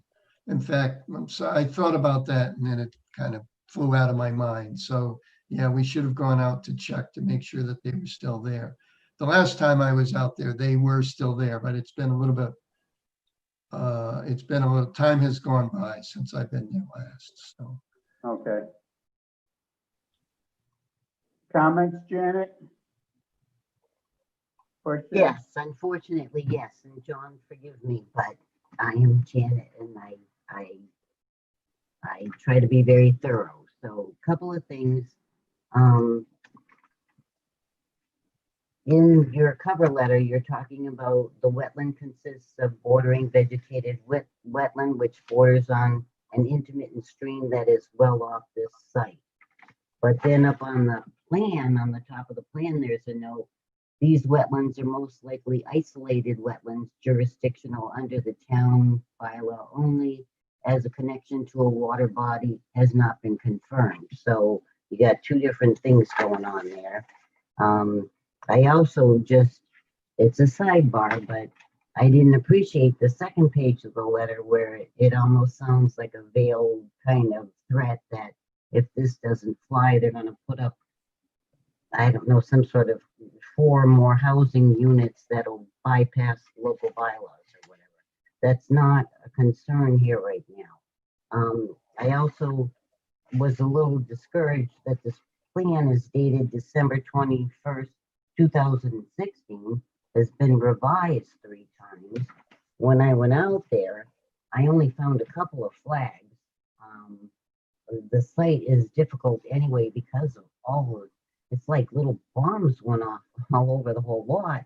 And unfortunately, with them digging those holes and sticking the pipes in the ground and then leaving them, some of them I think are switching over to wetlands. So it was very confusing. I only found a couple.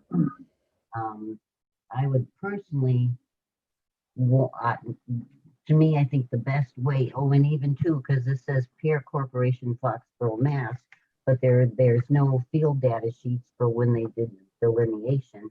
And if it's years old, a wetland line is only good for 3 years anyway. So I think the best way to keep moving forward with this I would appreciate if the commission would hire a consultant that the applicant would pay for to go out and do the wetland line. So it's a nice fresh wetland line.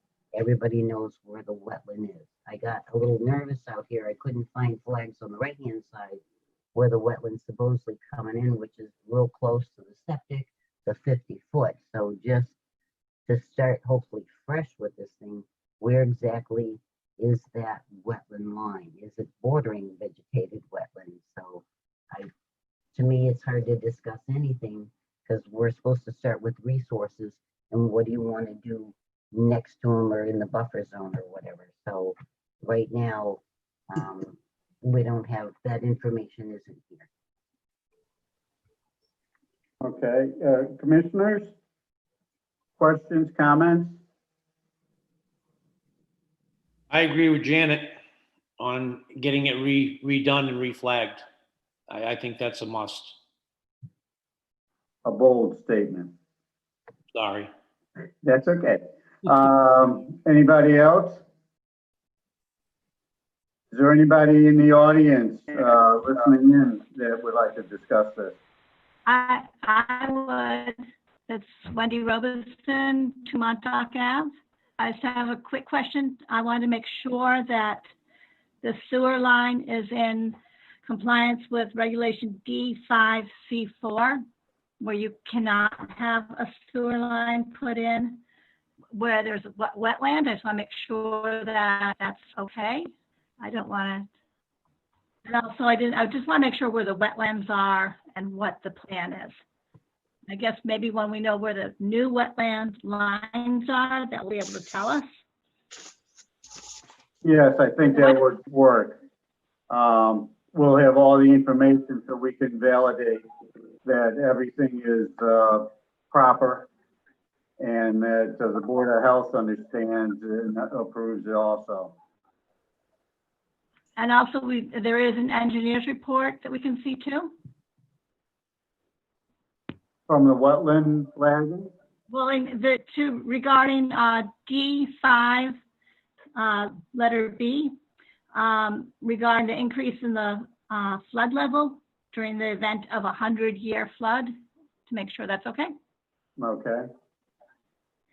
And also D5C about the fill that they wanted to put in, if that's going to be violating that reg. D5C. Yeah, John, is that acceptable to get some of these reports? And Val, Well, I guess it's acceptable. We would prefer just to have PAR put the flags back, but it's up to you. I mean, they are a large environmental and engineering firm, so they're not just sort of a fly-by-night right, person, but, and they did do a wetland report. It's just unfortunately, I somehow didn't get it into the application, but I guess it's your choice, Mr. Chairman. We would, I think at a minimum, we're gonna have PAR put the flags back anyway, and then you can have your consultant look at them. Okay. That's probably the easier way to do it. Then they can fight about them. sure, We okay, can stand aside. yeah. Yeah, if you could have, the firm, put the flags back out, and then we will hire a consultant to, validate it and, as you say, fight it out in agreement. And hopefully at the next meeting, then we can, move forward. Yeah, that makes sense to me, Mr. Chairman. David, Yeah, just we have it under, I think our bylaws where we can have the applicant pay for the consultant. So normally, and Amy might know this better, because I think if it's under a certain amount, we can just get one person, but we'd have to get that lined up ahead of time and not sure of how quickly they can get out there and get that done. I'm just yeah, putting that out there. okay, thank you. Oh, and if I could just ask a question, which is not conservation, it's just curiosity. When John, you're talking about combining these two lots together and then chopping off the end part. What happens with that end part? It's not big enough for anybody to do anything with. Right, but there's other abutters to that, Janet, who may be interested in it. So it's, sort of no sense in kind of just, the wetlands, I believe, it sort of stays in the same location, 50 feet, or, it sort of goes in a straight line as it's shown right across the property. So, Was it another undeveloped lot on the left-hand side of this? yeah, the next one's also undeveloped. On the left-hand side? 79, 78, and 77. Okay. And then I think after 77, there's a house. So we were just sort of limiting the lot to lot 79 and a portion of lot 78 right now. Okay. Any other questions or comments from the commissioners? Anybody in the audience? So what do we need to do here? Continue it to August? Yeah. And John, are you amenable that we hire a consultant and the client pays for it? Yeah, so what happens most times is the commission, contacts, I don't know if you have one that you always use. He provides a cost. You forward that to myself, I'll forward it to the applicant. A check gets made out to the town of Norfolk. Most towns have some sort of a fund there, and then you pay them out of that fund. Okay, just want to make sure you were agreeable. No, that's certainly an acceptable and common practice, in many towns. Okay. So I'll entertain a motion to continue 11 Pennacook Street until August 12th at 7:15. Holly Fair, I move to continue 11 Pennacook Street to our August hearing at 7:15. Is there a second? Redleberg, second. All in favor, say aye. Oh, Dave Turri, aye. Allie Fair, aye. Jim Wilson, aye. Redleberg, aye. Al Finney, aye. Al Stone, aye. Okay, it passes. All right, John, we'll see you again at our next meeting. Okay, thank you, Mr. Chairman. I think I'm actually presenting on the next hearing as well. Okay. 3 Kilpatrick Way.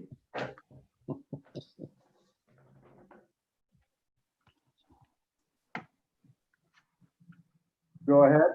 Okay, so Mr. Chairman, I'm representing Miles and Elizabeth Keough. And though I didn't do this plan itself, I have been sort of the liaison between, it was Karen Skinner-Catrone flagged the wetlands for the applicant and did the notice of intent application. She has another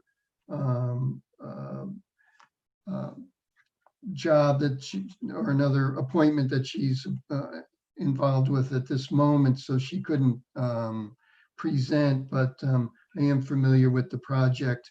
And I've talked with Janet about the project, and Janet astutely pointed out that there was an inland restriction on this property.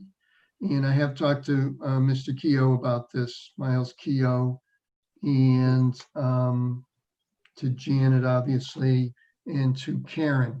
So as far as I know, and even though I don't have the number, the DEP did issue a file number for this project. You have a revised plan, and I think it was revised today or yesterday. It was forwarded to the commission today, so you may or may not have seen this, but essentially. No, is this one on the screen, John? Excuse Yeah, me. that's the one, right? That's the new one? Yeah. Okay. Excuse me. So essentially, the Keoughs would like to put an in-ground pool behind their house. They have wetlands that were flagged by Karen Skinner-Catrone, that you can see flags 1 through 14. And then they have an inland restriction, and unfortunately, in this case, the inland restriction doesn't really line up too well with the wetlands, which is not that unusual, but usually when I see this, the inland restriction is smaller than the wetlands and not larger. So, but anyway, so originally the plan that Janet reviewed without the inland restriction had some grading and some part of the patio that had the plan not been revised, extended into the inland restriction. So what the applicant had his engineer do was to lower the elevation of the pool to provide some stairs from his house down to the pool, and therefore eliminate the requirement for grading around the pool. And there is a line, if you look at it closely, EC, which would be the erosion control. I think that one thing that's missing is they're not really showing a way to get into the area to create the pool. So I'm going to say that that's going to be done on the right side. And so some of that erosion control at the right side of the house will be left open so that they can access this area. And the pool is to be constructed in an area that's an existing lawn. There are some other amenities shown. There's a proposed cabana, and there's some existing amenities, but these were there when the Keoughs bought their house, and that is the shed and the bocce court, which is that square or that rectangle that says stone dust pad, but it's actually a bocce court. So you can see this, the house, the septic system is in the front of the house, and I believe this house is connected to the public water supply. And really the location or the ideal location for the pool is at the rear of the house, as shown. So I think with that, Mr. Chairman, I can answer, or I know that Mr. Keough is listening in here. Either he or myself can answer any questions that you might have. Okay. Janet? Did you say Janet? I did. Okay, sorry, you keep breaking up on me. This actually worked out well, John, because I had notes that I didn't agree with the wetland line out there. And now that's going to be a moot point because it was up by that wetland flag 9. So now with this being inland restricted wetland, it doesn't, that whole part of the wetland line doesn't really matter, because even though this doesn't look like a wetland out there, it's treated as a wetland forever and ever. So where those flags are doesn't matter. This inland restricted wetland is the wetland line. That being said, I will mention about a couple of trees being cut down recently next to the shed. The wood chips are still on the ground. He had some evidence over there. I don't know if they're planning on removing that. Oh yeah, so it is to be removed, the stone dust pad. Correct. Super. And what are they gonna, because in theory, that whole area, think of it as a wetland. So when they're removing that, what are they gonna put in its place? Well, I'm guessing since it's within the existing lawn, that it would be loamed and seeded. But, you know, in theory, there shouldn't even be lawn in this whole area. I'm just, you know, they might not have been aware of the inland restricted wetland on the property.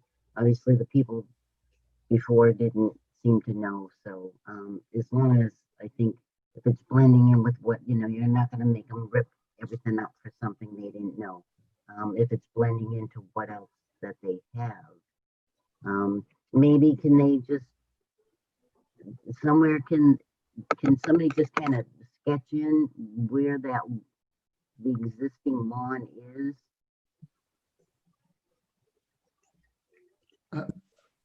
I don't know. As far as I know, it ends pretty close to the wetland, correct? Yes, that's correct. To the flagged Oh, there you wetland. are down there. Yes, that's correct. There's a stone wall that runs behind the shed, out along line 80, out to like line 83, I think it is. Okay. Yeah. And right out that way, and then everything, and it goes all the way out to towards the cul-de-sac, and then everything to the left of that line is all lawn. Okay. Okay. All right. So that stone wall that's out there with some of those boulders, if you lean on them, chip, that was kind of cute. I didn't get squished though. So everything to the right of the boulder, you have no intention of messing with. You're going to leave it the way it is, right? Okay. No, this worked out a lot better because on that wetland line, and then I'm sorry, even with my glasses, I'm having a hard time. So hopefully, seeing this plan tomorrow in the office a little bit bigger, I can make out erosion controls, like you're saying. How are they going to access, make sure that it all works for them? You don't want to approve it and then have them run into problems. Yeah, I think Miles can answer this for me though. So Miles, your engineer, your surveyor shows, you know, EC, erosion control, but he shows it as looping around the entire work area, but he doesn't show an access point. So you need to get, you know, you're going to build a pool. So you're going to have a excavator, and then you're going to have cement trucks, and you're going to have a lot of stuff. So I'm guessing they're going to come into the right side of your driveway, on the right side of your house. Would you agree with that, Miles? Yes, the septic being on the left, they can't go that way. Yeah. So if that's the case, the erosion control could go, not turn there. It could just kind of go straight down all the way to the road because that's all grass there. Yeah. And that way they could just drive in that way and pull Yeah. up. Okay, and for the commission, so, and Janet, I think you should show some sort of construction access off of your driveway to the right side. So what that means is about 25 or 30 feet of crushed stone where the trucks would drive in and out of. Your contractor's probably going to do that anyway, but I think the commission really would be within their rights to ask for you to show that on the plan, or to have your surveyor show that on the plan. Just so that, you know, the people who are driving the trucks and the machines don't go crazy and just start driving all over the place. You need to sort of control that. And also, sir, keep in mind, because I know when I was heading back up to my car, you've got in-ground sprinklers in the lawn. So just, I don't know what the machine's coming over, if that's going to squish anything, if there's an area that they can go to where they're not crushing all those pipes that just went in there or whatever. And John, do we have, oh, you say up here, right, filter sock? Any idea of how tall you think might be okay to protect the resource areas, a height? I think you need a 12-inch compost sock. 12-inch compost sock. Yeah.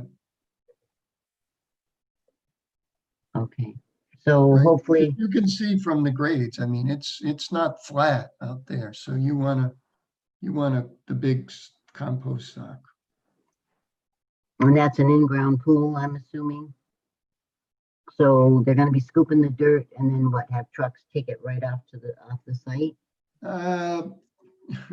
Yeah, it looks like this would be a project where material will be removed. I mean, normally when they build these pools, they try not to do that, but because of the location of the inland restriction, this pool really kind of has to go at ground level. So I think there will be some material being removed from this project. So that's why I say you need to have a construction entrance.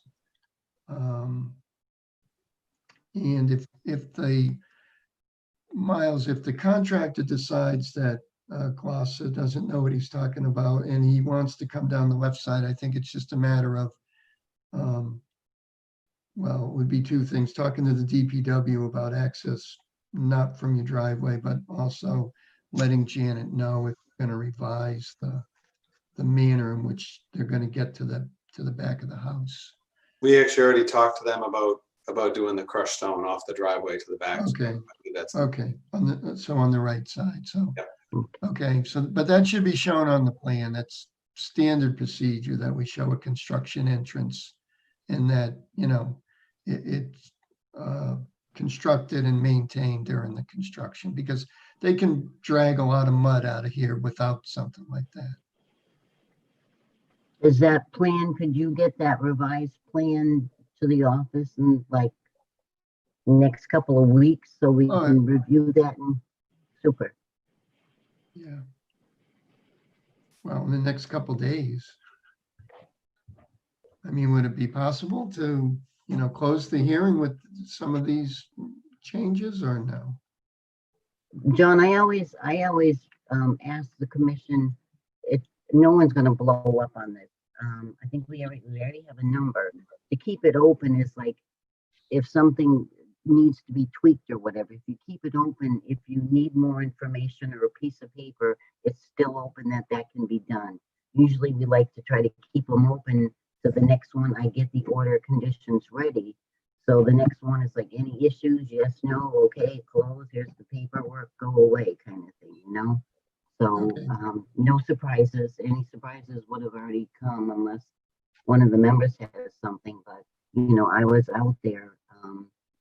You know, I see the area that it's going to. So I, you know, getting this inland restricted wetland, that closed a lot of the concerns that I had. So I don't see a problem with this. That's just me. But I would prefer we continue it to the next meeting, just so Okay. I haven't seen this plan except for here. So just so we can get the plan with the crushed stone, so everything's nice and labeled, there's no surprises, you know, specifying maybe even on the plan, the 12-inch compost shock, so everybody knows what everybody's supposed to do. Yeah. Okay. Do any of the commissioners have a comments or questions? John? Is there anybody in the audience, waiting room, that would like to ask any questions? Okay, seeing none, we can take a vote to continue 3 Kilpatrick Way until our August meeting at 7:20.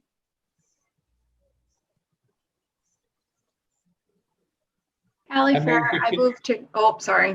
Go Go ahead. ahead, Ally, I'll second. Okay, thanks. Ally Fair, I moved to continue 3 Kilpatrick Way to our August meeting at 7:20. Fred LaBerge, second. Thanks, Fred. No comments, questions? Okay, let's take a vote. Dave Curry, aye. Ally Fair, aye. It's an aye. Fred LaBerge, aye. Al Finney, aye.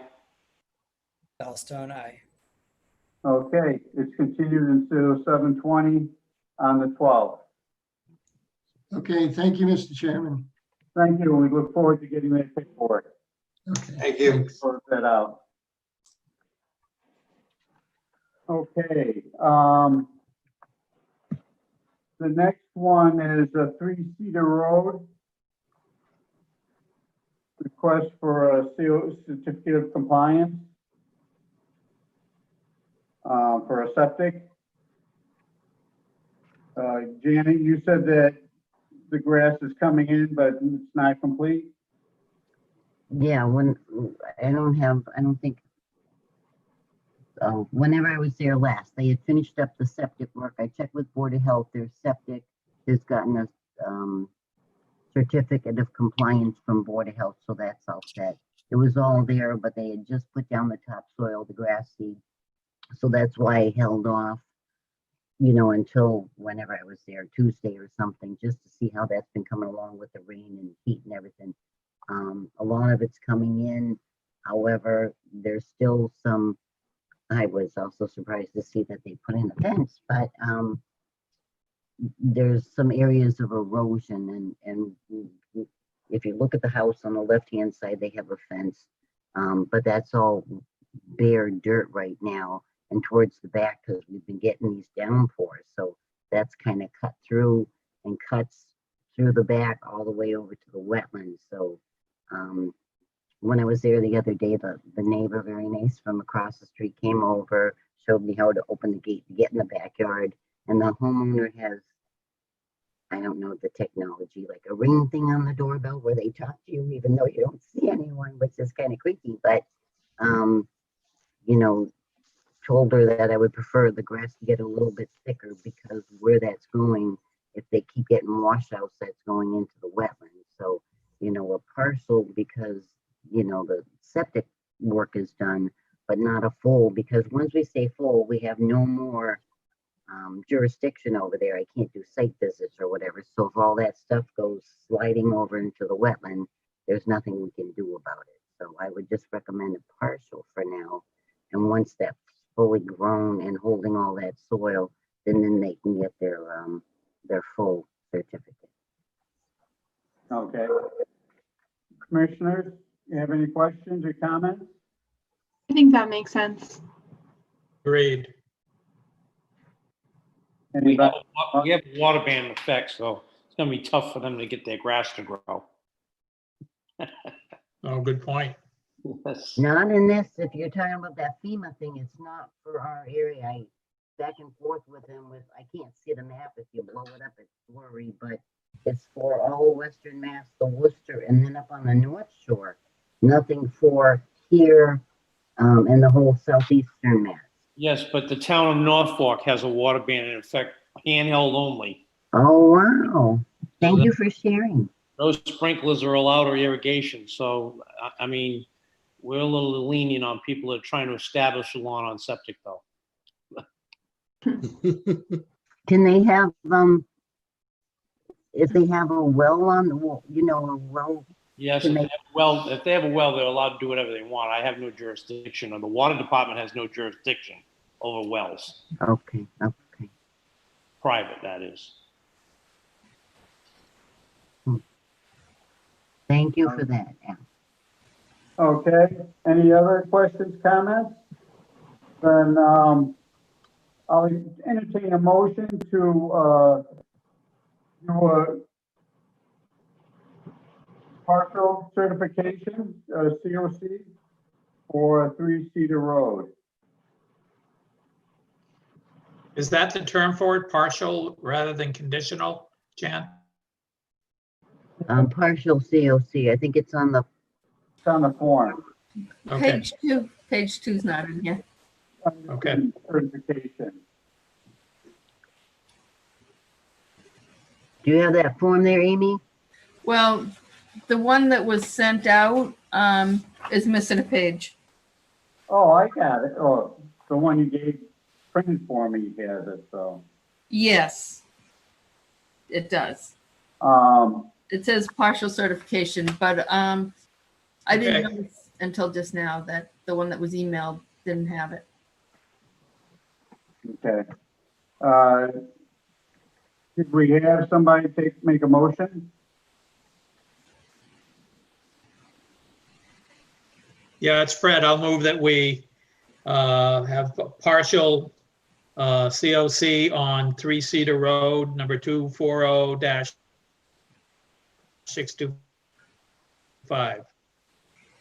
Is there a second? Ellie Fair, second. Any questions or comments? All in favor? Well, we'll take a vote. David Turri, aye. Allie Fair, aye. Jim Wilson, aye. Fred LaBerge, aye. Al Finney, aye. Al Stone, aye. Okay, it passes. And I think that takes up all of our business or action items, correct? Yep. Could we receive the forms that we need to sign? And then, in Prevail's education, you sign it and then take it to the town hall and put it in the Dropbox on the outside. And that way everybody can do it and there's no touching. If anybody wants to, can't print it and wants to come make arrangements to sign it, just give me an email. Thanks, Amy. I'll email you.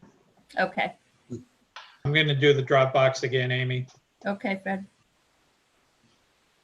Okay, So are you going to email us the sheets, or do you want us to use what we've got here? I've got, let's see, 2, 3 that need to be signed. Well, there's a 3 Cedar partial. There was the 46 Noon Hill, and what was the third one? I think there's 2. Just the 2, okay. Yeah, because they don't need to sign the Highland Yeah, Lake. the others were all, yeah, Yeah, the other, so it should just be Those were 2. continued. Yeah, we don't I'm need not to sure sign if I- Highland Lake. I'm sorry, what? We do not have to sign Highland Lake. Is that right? No. Okay. All right then. Yeah, if you have those 2 documents, everybody just sign them and, as Amy said, if you can't print them, let her know and make arrangements to go to the office. Yeah, and I only need the signature page. I don't need the whole thing. Yeah. right, Yeah. right. Okay, minutes for June 10th. Hopefully everybody had something to read. I didn't have any changes. Any changes? Yeah, no changes here. I didn't see any changes either. Then I'll entertain a was motion to accept the one- June 10th. David, one question I had, Yes, sir. when we're looking at the very beginning, you referred to the language as a COVID, relating to the 2020 COVID Yeah. novel coronavirus outbreak emergency. Is that supposed to be 2019? Or is it supposed to be 2020? Or does that even matter?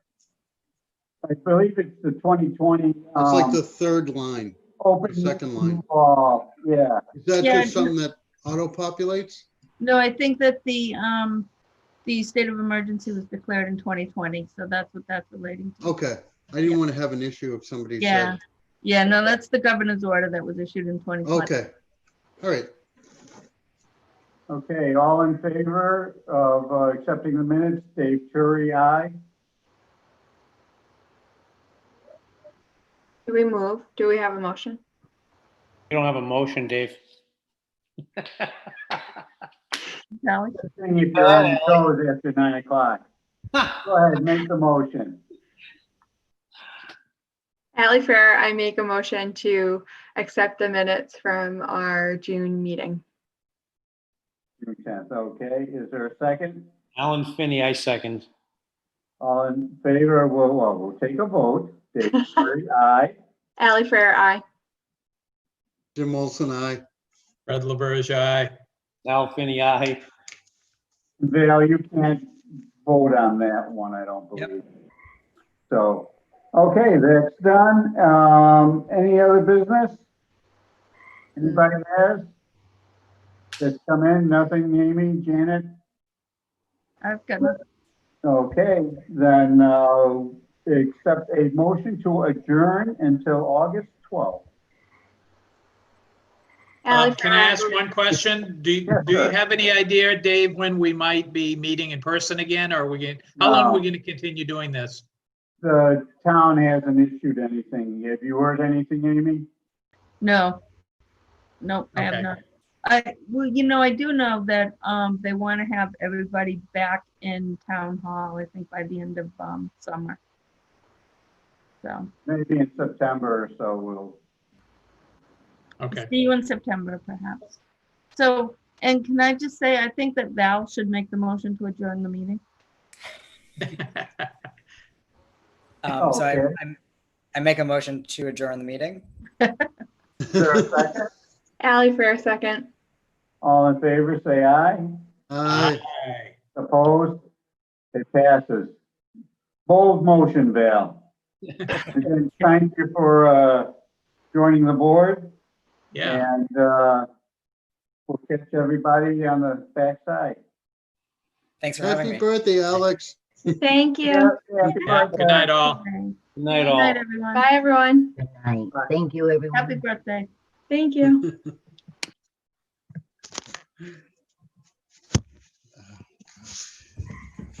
Nothing's closing.